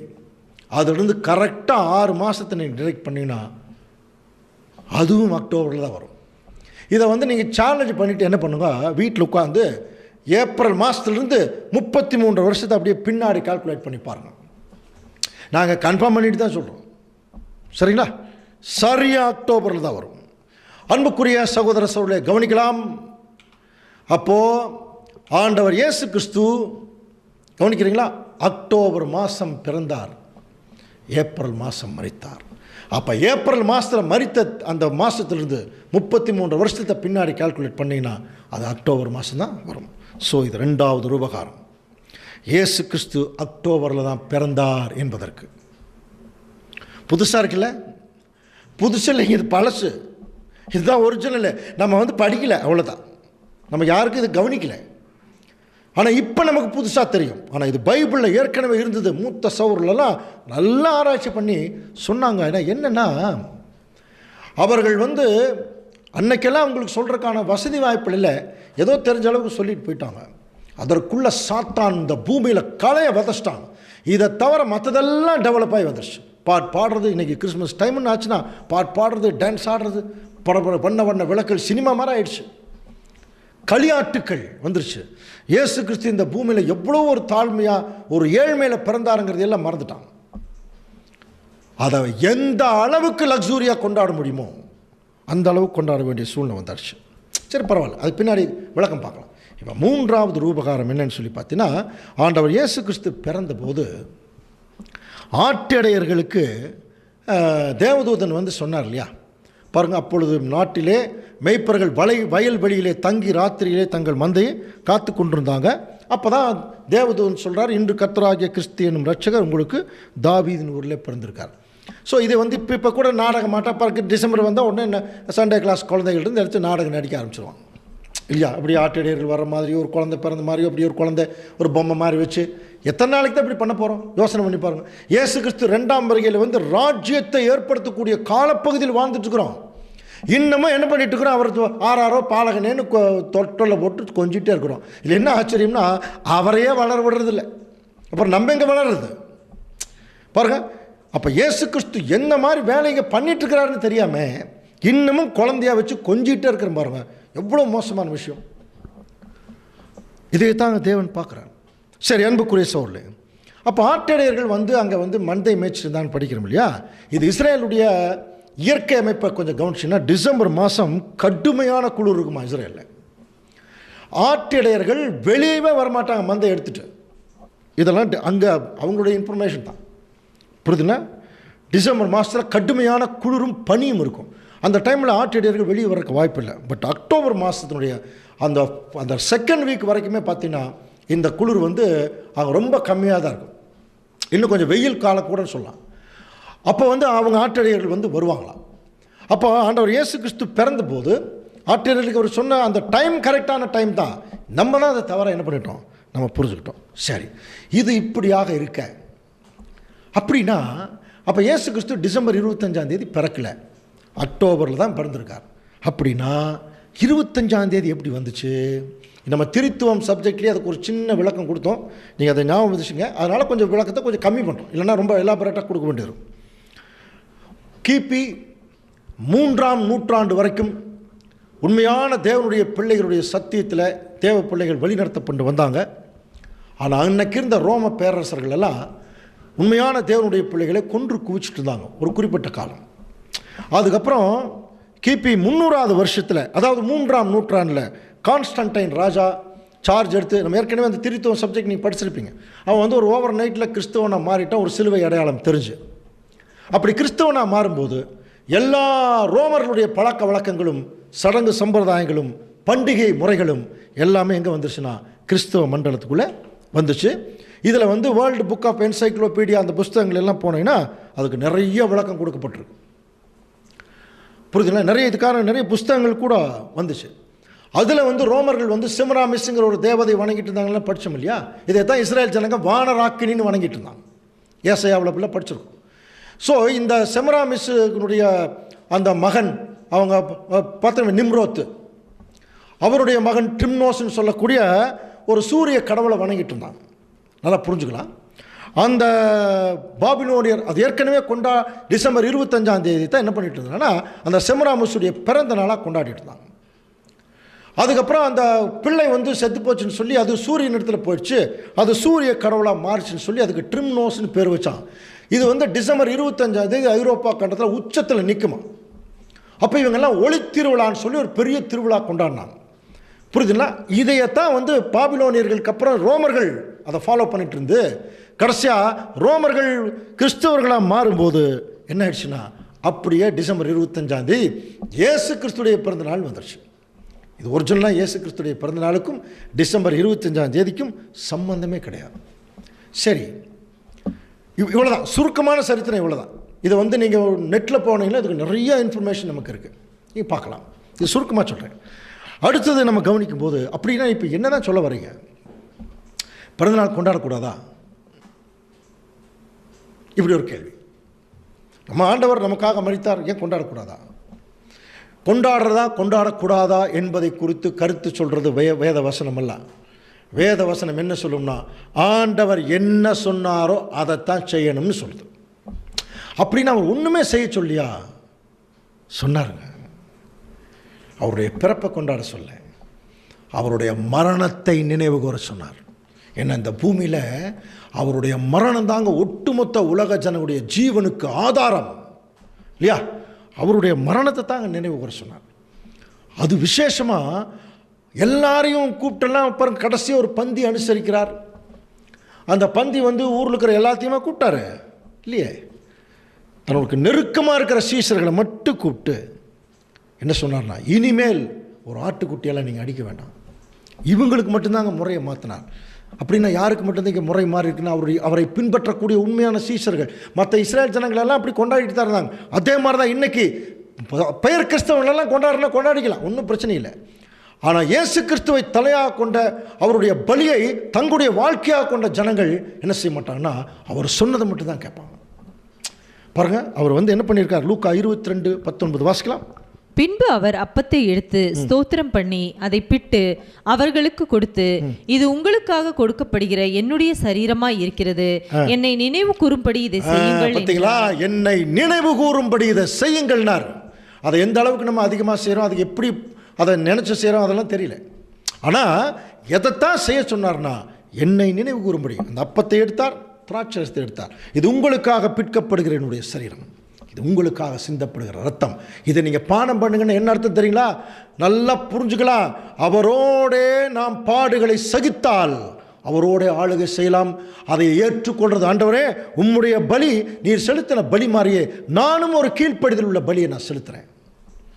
உம்முடைய பலியில் எனக்கும் என்ன செய்யுங்க, உம்முடைய கீழ்ப்படிதலுக்குள்ள எனக்கு ஒரு வாய்ப்பு கொடுங்க. புரியுதுங்களா? இதை வந்து நான் செய்கிறேங்கிறத ஒரு அடையாளத்தின் மூலம் காட்டுறது தான் அந்த ஒரு அப்பத்தை சாப்பிட்றதும் அந்த ஒரு திராட்சரசத்தை குடிக்கிறோம். இன்னும் நிறைய மீனிங்கெல்லாம் இருக்குது, ரொம்ப டீப் மீனிங்கெல்லாம் இருக்குது. அதெல்லாம் நம்ம தெரிஞ்சால் அழுதுருவோம்.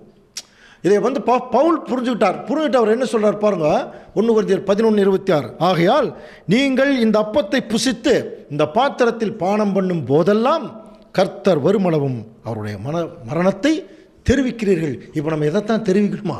அவருடைய மரணத்தை, அதில் இருக்கிற மேன்மையை, அதில் இருக்கக்கூடிய சத்தியத்தை, இதைத்தான் நாமளும் உட்கொள்ள வேணும், இதைத்தான் மற்றவர்களுக்கும் சொல்லணும். புரிஞ்சுங்களா? இது கம்ப்ளீட்டாக சாத்தான் இதை வந்து இதனுடைய தாற்பரியத்தை மறைச்சு களியாட்டு, ஆடம்பரம், புரிஞ்சுங்களா, பெரிய பெரிய வண்ண விளக்குகள், பெரிய பெரிய மியூசிக் இப்படி போட்டு டான்ஸு, பாட்டு, கூத்து, அப்புறம் இப்போ சமீபத்தில் விளையாட்டு போட்டி, என்னென்னமோ நடக்குது வெளியில், உலகத்தில் என்னென்ன நடக்குதோ அத்தனை இங்கே நடக்குது பாருங்க. இவங்களெல்லாம் கொண்டு வந்து ஒரு சாதாரண ஒரு கிறிஸ்தவ குழந்தைகள், வாலிபர்கள் கிறிஸ்துவை பின்பற்றுவதை எல்லாம் மறைச்சிட்டு டான்ஸு, பாட்டு, கூத்துன்னு கொண்டு போயிட்டான் சத்தான். அதைய நிறைய போதகர்கள் கூட என்கரேஜ் பண்ணுறாங்க.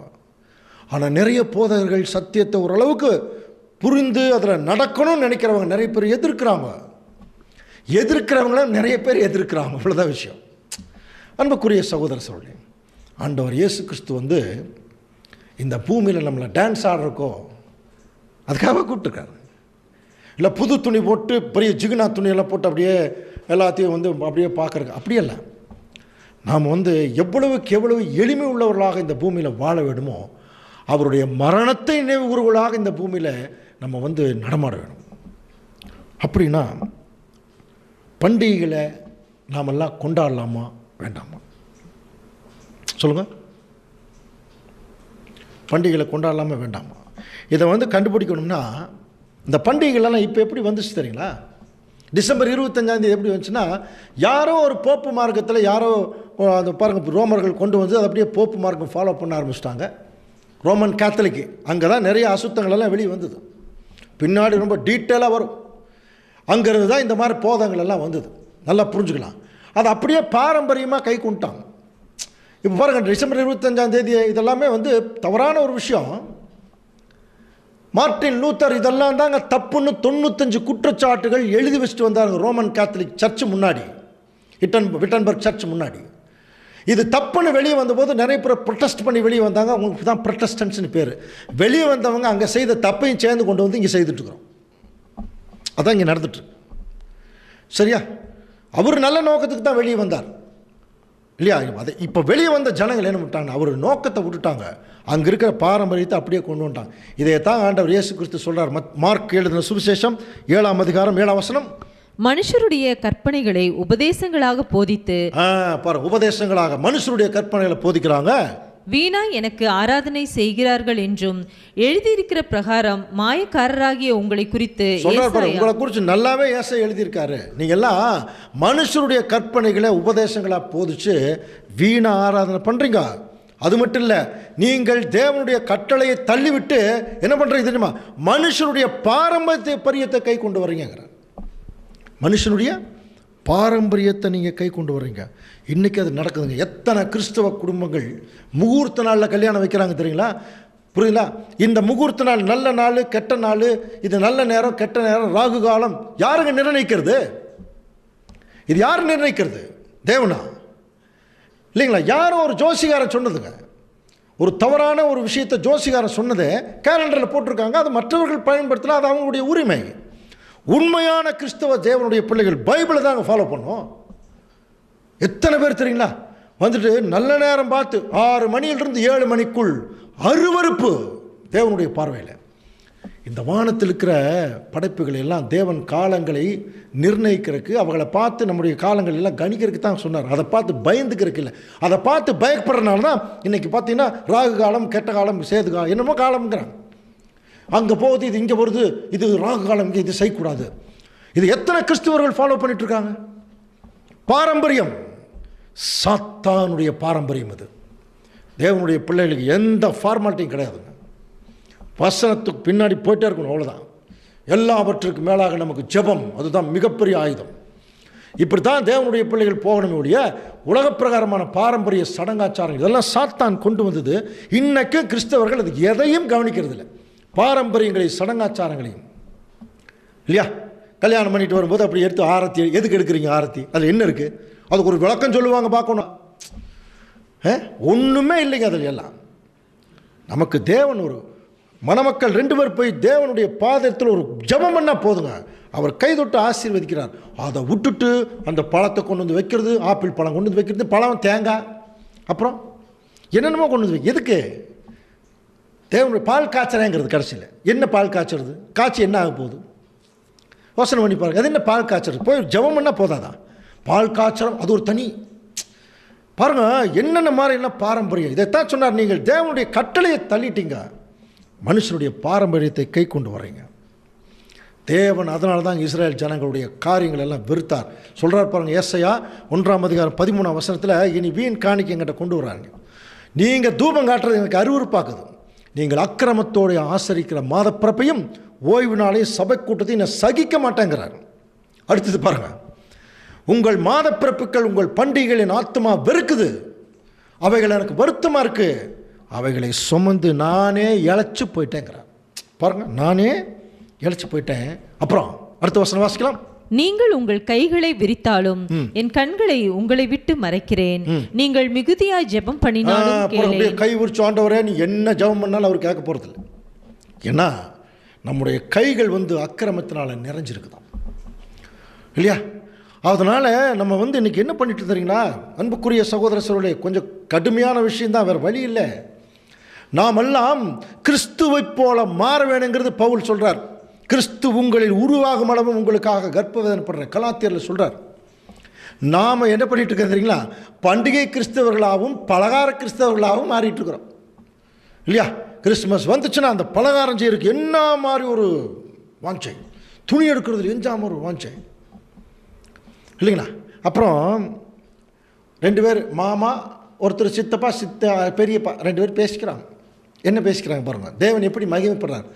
மாமா, நான் உங்கள் வீட்டுக்கு கிறிஸ்மஸ்க்கு வரேன் ஃபேமிலியோட, நீங்கள் நியூ இயருக்கு எங்கள் வீட்டுக்கு வந்துடுங்க. எதுக்கு? நான் உங்கள் வீட்டுக்கு கிறிஸ்மஸ் வரேன், எதுக்கு? கறி குழம்பாக்கி சாப்பிட்டு படுத்துக்கிறது. அப்புறம் அவர் இங்கே நியூ இயருக்கு வருவாங்க, இவங்க என்ன பண்ணுவாங்க, கறி குழம்பு ஆகி சாப்பிட்டு படுத்துக்குவாங்க. இவ்வளோ தான். இதோ பெருசாக ஒரு ஃபார்மாலிட்டி. நான் கிறிஸ்மஸ்க்கு அங்கே போகலான்ட்டு இருக்கேன் பாருங்கள். இதில் என்ன, இதில் எங்கே தேவனுடைய நாமம் மகிமைப்படுது, எங்கே தேவனுடைய வசனம் மேலே வருது இல்லையா. இதை ஆனால் இதை பற்றி கவலையே கிடையாதுங்க. காரணம் ஒன்றே ஒன்று தான் அன்புக்குரிய. 2 விஷயம் கவனிங்க. தேவனுடைய சத்தியங்களை சரியாக புரிஞ்சுக்கல, இன்னொன்று சரியாக சொல்லித்தரல. இவ்வளோதான். யார் சொல்லித்தரலையோ அவங்க தப்பு, சொல்லித்தந்தும் யார் புரிஞ்சுக்கலையோ அவங்க தப்பு. நம்ம அப்படி இருக்கக்கூடாது. நமக்கு ஒரு வேலை நிமித்தனால் தெரியாமல் இருக்கலாம், இன்றைக்கி தெரிய வரும்போது தேவனுடைய தர்ம நியாயங்கள் முன்னாடி இருக்கணும். இது தேவனுக்கு பிரியம் இல்லைன்னா அதை உடனடியாக விடணுமா? இப்படி எல்லாம் இருக்கா. அதான் சொல்கிறாருங்க, நீங்கள் மிகுதியாக ஜெபம் பண்ணால் கூட நான் கேட்க மாட்டேன், அக்கிரமத்தோடு நீ ஆசரிக்கிற பண்டிகை. இது இன்னொரு விஷயம் என்ன தெரியுங்களா, இந்த பண்டிகைகள்ங்கிற விஷயமே முதல் தேவன் தாங்க கொண்டு வந்தது. எத்தனை பேருக்கு தெரியும்? இதுக்கு முன்னாடி பண்டிகைனா எல்லாம் கூடணும் வரணுங்கிறதெல்லாம் யாருக்குமே தெரியாது. இஸ்ரேல் ஜனங்களுக்கு தான் தேவன் முதல் என்ன பண்ணார்னா, இவங்க இப்படியே தெரிஞ்சிட்ருக்குறாங்க, இவங்களை ஒன்றா கூட வைக்கிறதுக்கு ஒரு ஐடியா பண்ணார். அதனால தான் அவங்களுக்கு புளிப்பில்லாத அப்ப பண்டிகை, அறுப்பின் பண்டிகை, புரியுதுங்களா, கூடார பண்டிகை, இந்த மாதிரி பண்டிகைகள் எல்லாம் ஏன் கொண்டு வந்தார்னா, அந்த பண்டிகையில் இவங்க ஒன்றா சேரணும்.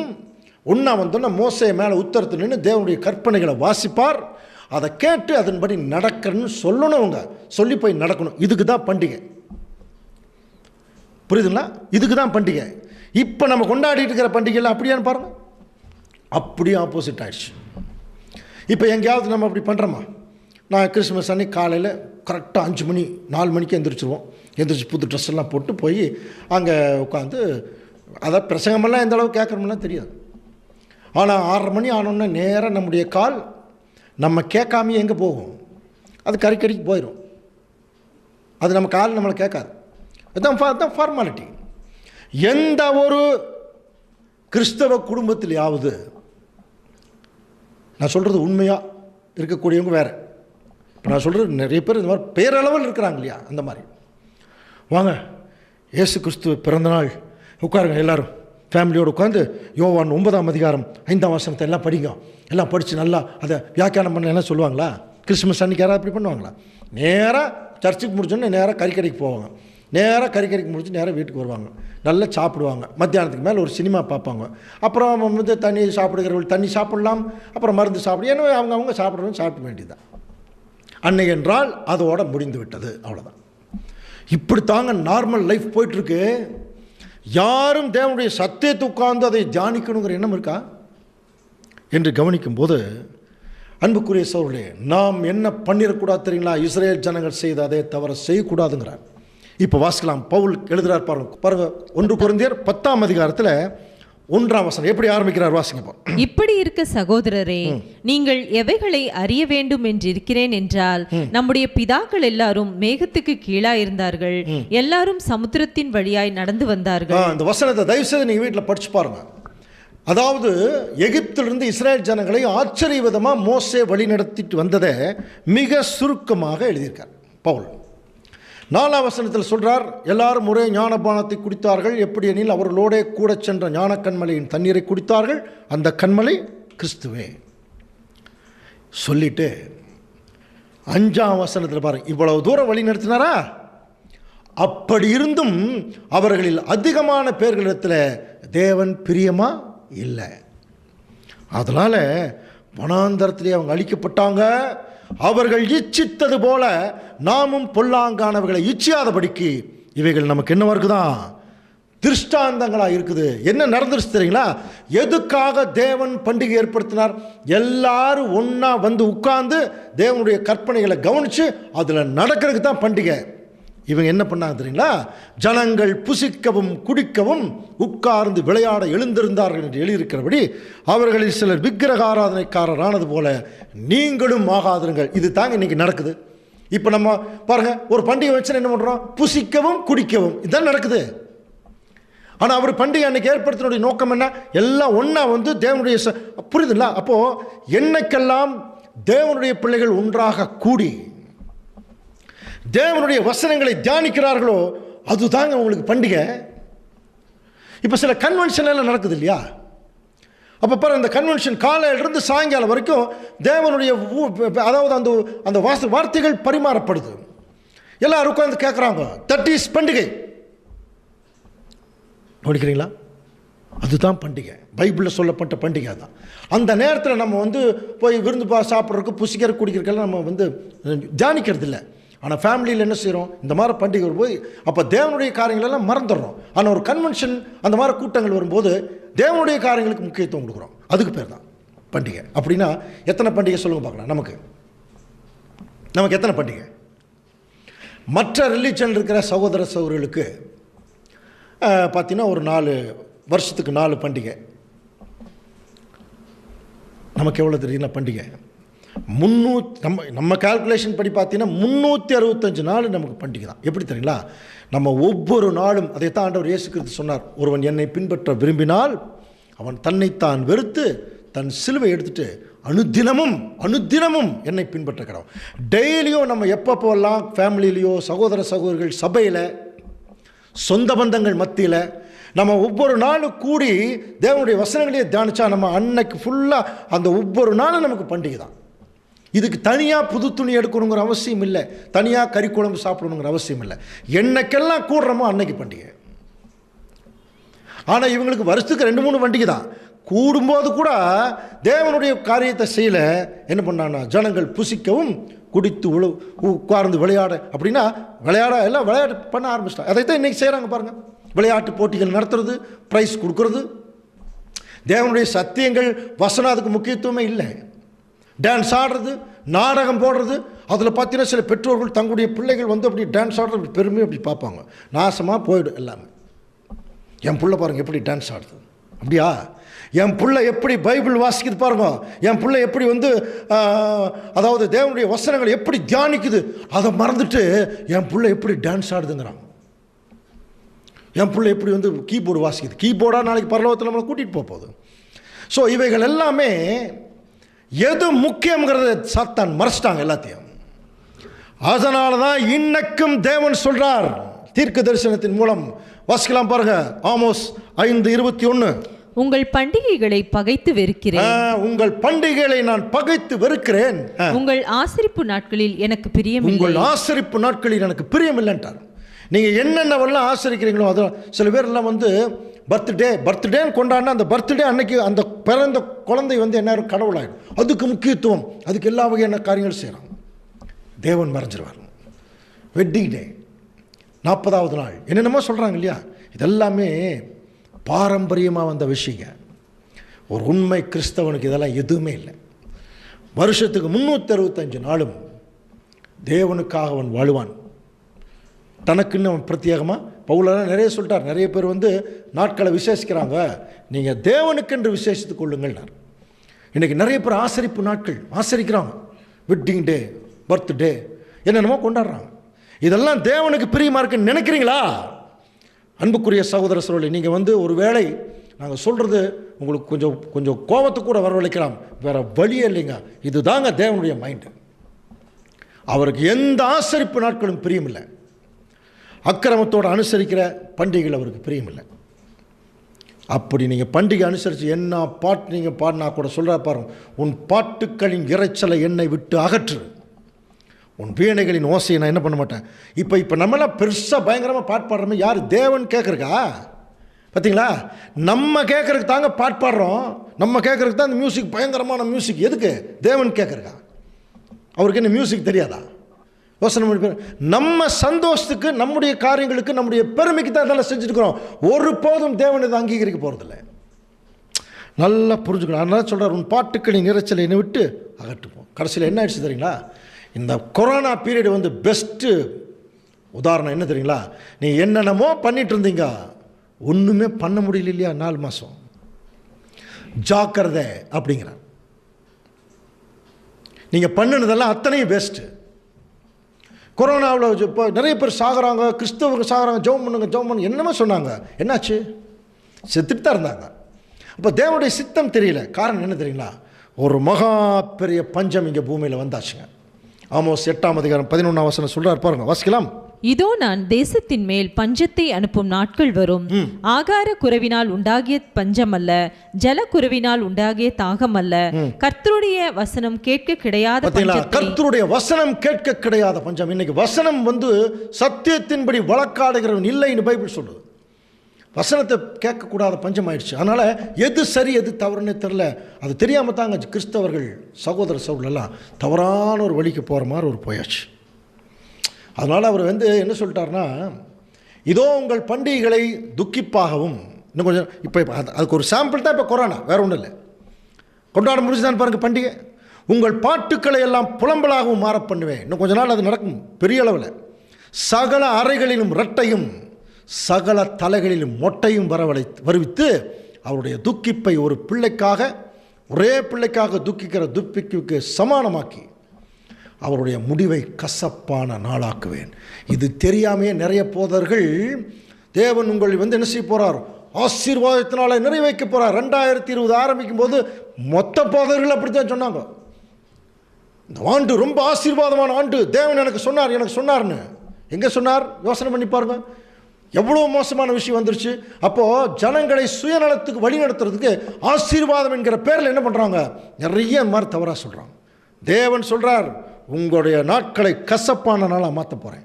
இது கொரோனா ஒரு சாம்பிள் தான். கவனிங்க, இன்னும் வரப்போகுது பின்னாடி கசப்பான நாள். இதை விட பயங்கரமான மோசமான விஷயமெல்லாம் பின்னாடி வரப்போகுது. இதெல்லாம் தேவன் ஏன் தெரியுங்களா நமக்கு முன்னாடி சொல்லிட்டார். நாம் இன்னும் இந்த சத்தியத்தை இவ்வளவு தூரம் கேட்டுட்டு மறுபடியும் பண்டிகை கிறிஸ்தவர்களாகவும் பலகார கிறிஸ்தவர்களாகவும் இருந்துட்டா ஒரு மேலான அழைப்பை நம்ம இழக்க வேண்டியது இருக்கும். ஏன்னா விவரம் தெரியாமல் இருக்கிறோம். சாமுவேல் தீர்க்கதரிசி எழுதினார் அன்னைக்கு இஸ்ரேல் ஜனங்களுக்கு. என்ன எழுதுறாருன்னா பாருங்க, வாசிக்கலாம். 1 சாமுவேல் 7:3. அப்பொழுது சாமுவேல் இஸ்ரேல் குடும்பத்தார் யாவரையும் நோக்கி, நீங்கள் உங்கள் முழு இருதயத்தோடும் கர்த்தரிடத்தில் திரும்புகிறவர்களானால் அந்நிய தேவர்களையும் அஸ்தரோத்தையும் சொல்றா பாருங்க, அந்நிய தேவர்களையும் அஸ்தரோத்தையும் உங்கள் நடுவில் இருந்து விலக்கி உங்கள் இருதயத்தை கர்த்தருக்கு நேராக்கி பிதாவாகிய தேவனை நோக்கி அவருக்கே ஆராதனை பண்ணுங்க. இது நம்ம ஏற்கனவே இந்த திருத்துவம் சப்ஜெக்ட்ல சொன்னோம். அந்நிய தேவர்களையும் அஸ்டரோத்ங்கிற வார்த்தை தான் பின்னாடி ஈஸ்டார்னு மாறி கடைசியில் ஈஸ்டர்னு வந்தது. இயேசு கிறிஸ்துவுடைய உயிர்த்தெழுதலுக்கும் ஈஸ்டருக்கும் சம்பந்தமே இல்லை. இதெல்லாம் ரோமானியர்கள் கொண்டு வந்த பாரம்பரிய வழக்கம், பாரம்பரிய பழக்கம். இதற்கும் சத்தியத்துக்கும் சம்பந்தமே இல்லை. அதனால தான் அன்புக்குரிய சகோதர சகோதரர்களே, இந்த பண்டிகைகளை எல்லாம் தேவன் வெறுக்கிறார். இதை விரும்புகிறவங்களுக்கு கொஞ்சம் கஷ்டமாக தான் இருக்கும் இந்த பிரசங்கம். ஆனால் தேவன் சொல்கிறது தானே சொல்லி ஆகணும் இல்லையா? அப்படின்னு நீங்கள் பண்டிகை கொண்டாட வேண்டாமா? கொண்டாடுங்க. 24 மணி நேரம் கொண்டாடுங்க. 365 நாளும் கொண்டாடுங்க. எப்படி கொண்டாடுங்க பாருங்க. இதுதான் நமக்கு அருமையான விருந்து. எப்பப்போல்லாம் கூடுறோமோ, எப்பப்போல்லாம் சபை கூடுறோமோ, எப்பப்போல்லாம் வசனத்தை தியானிக்கிறோமோ அப்போல்லாம் நமக்கு பண்டிகை தான். புரியுதுங்களா? அப்போது நம்ம பிறந்த நாளுக்கு துணி எடுக்கிறோம், கல்யாணத்துக்கு துணி எடுக்கிறோம், பெரிய பெரிய பண்டிகைக்கு துணி எடுக்கிறோம். எத்தனை பேர் கன்வென்ஷனுக்கு துணி எடுக்கிறாங்க? நான் கன்வென்ஷனுக்கு போகிறேன், புது சட்டை போட்டு போகிறேன், அந்த மாதிரி ஒரு சிந்தனை. அப்படியெல்லாம் யாரும் இருக்க மாட்டாங்க இல்லையா? கல்யாணத்துக்கு இன்னும் சொல்லப்போனால், எந்த ஒரு சகோதரி ஒரு கல்யாணத்துக்கு பட்டுப்புடவை கட்டாமல் போகுதோ அந்த சகோதரி தேவனிடத்தில் போயிடும், புது சிருஷ்டி ஆகிடும். இவ்வளோதான் உச்சக்கட்ட சாக்ரிஃபைஸ். அதுதான். ஆனால் அதுக்கு நம்ம என்ன பண்ணுமா? ப்ராக்டிஸ் பண்ணி ஆகணும். இப்போ நான் சொல்கிறது சகோதரி மட்டுமல்ல, சகோதரர்களையும் சேர்த்து தான் இல்லையா? அதனால் அது புரிஞ்சுக்க வேண்டியது நம்ம எல்லாருமே. அப்போ இது எதுக்காக சொல்ல வரேன்னா, அப்படி நம்ம கல்யாணத்துக்கு போகும்போது பட்டுப்புடவை கட்டாமல் போக முடியாது, செத்து போயிடுவோம் எல்லாருமே. ஏன்? கல்யாணமே பட்டுப்புடவை கட்டுறதுக்கு தாங்கிற அளவுக்கு ஆயிடுச்சு இப்போ இல்லைங்களா? ஸோ அன்பு, இது எதுக்காக சொல்ல வரேன்னா, பாரம்பரியம், சடங்காச்சாரம், பேராசை எல்லாம் வந்துருச்சு. ஜனங்களை ரொம்ப நெருக்குது. ஏன்? வேத வசனம் கம்ப்ளீட்டாக வெளியே போனதுனால மற்றது எல்லாம் உள்ளே வந்துருச்சு, நெருக்கிட்டு இருக்கு. இப்போ நீங்கள் என்ன தான் ஜெய் சொல்கிறீங்க? கடைசியாக பவுல் ஒரு விஷயத்தை சொல்லி முடிக்கிறார். வாசிக்கலாம். ரோமர் 12ஆம் அதிகாரம் 1ஆம் வசனம். அப்படி இருக்க சகோதரரே, பாருங்க, அப்படி இருக்க சகோதரரே, நீங்கள் உங்கள் சரீரங்களை பரிசுத்தமும் தேவனுக்கு பிரியமுமான ஜீவ பலியாக ஒப்புக் கொடுக்க வேண்டும் என்று தேவனுடைய இரக்கங்களை முன்னிட்டு உங்களை வேண்டிக் கொள்கிறேன். இதுவே நீங்கள் செய்யத்தக்க புத்தியுள்ள இதுவே நீங்கள் செய்யத்தக்க புத்தியுள்ள ஆராதனை. எவ்வளவுதாங்க. அப்ப தேவன் நம்ம கிட்ட பண்டிகை கொண்டாட சொல்றாரா? புத்தியுள்ள ஆராதனை செய்ய சொல்றாரு. எதை ஏத்துக்குவார்னு நாமளே முடிவு பண்ணலாம். நம்முடைய சரீரங்களை தேவனுக்கு பிரியமான பரிசுத்தமான ஜீவபலி, உயிருள்ள பலி. அப்படின்னா புரியுதுன்னா, உயிரோடு இருக்கிற நாள் முழுவதும் நம்முடைய காலம், நேரம், பணம், சிரமம், ஆசை, இச்சைகள், நம்முடைய தாளந்துகள் எல்லாவற்றையும் தேவனுக்காக ஆண்டவர் இயேசு கிறிஸ்துவின் மூலமாக அர்ப்பணிக்கும் போது அதுதான் தேவனுடைய பார்வையில் ஒரு புத்தியுள்ள ஆராதனை. ஆகவே அன்புக்குரிய சகோதரர்களே, புத்தியுள்ள ஆராதனை நாம் செய்ய தேவன் தாமே நமக்கு கிருபை செய்து ஆசீர்வதிப்பாராக. ஆமென்.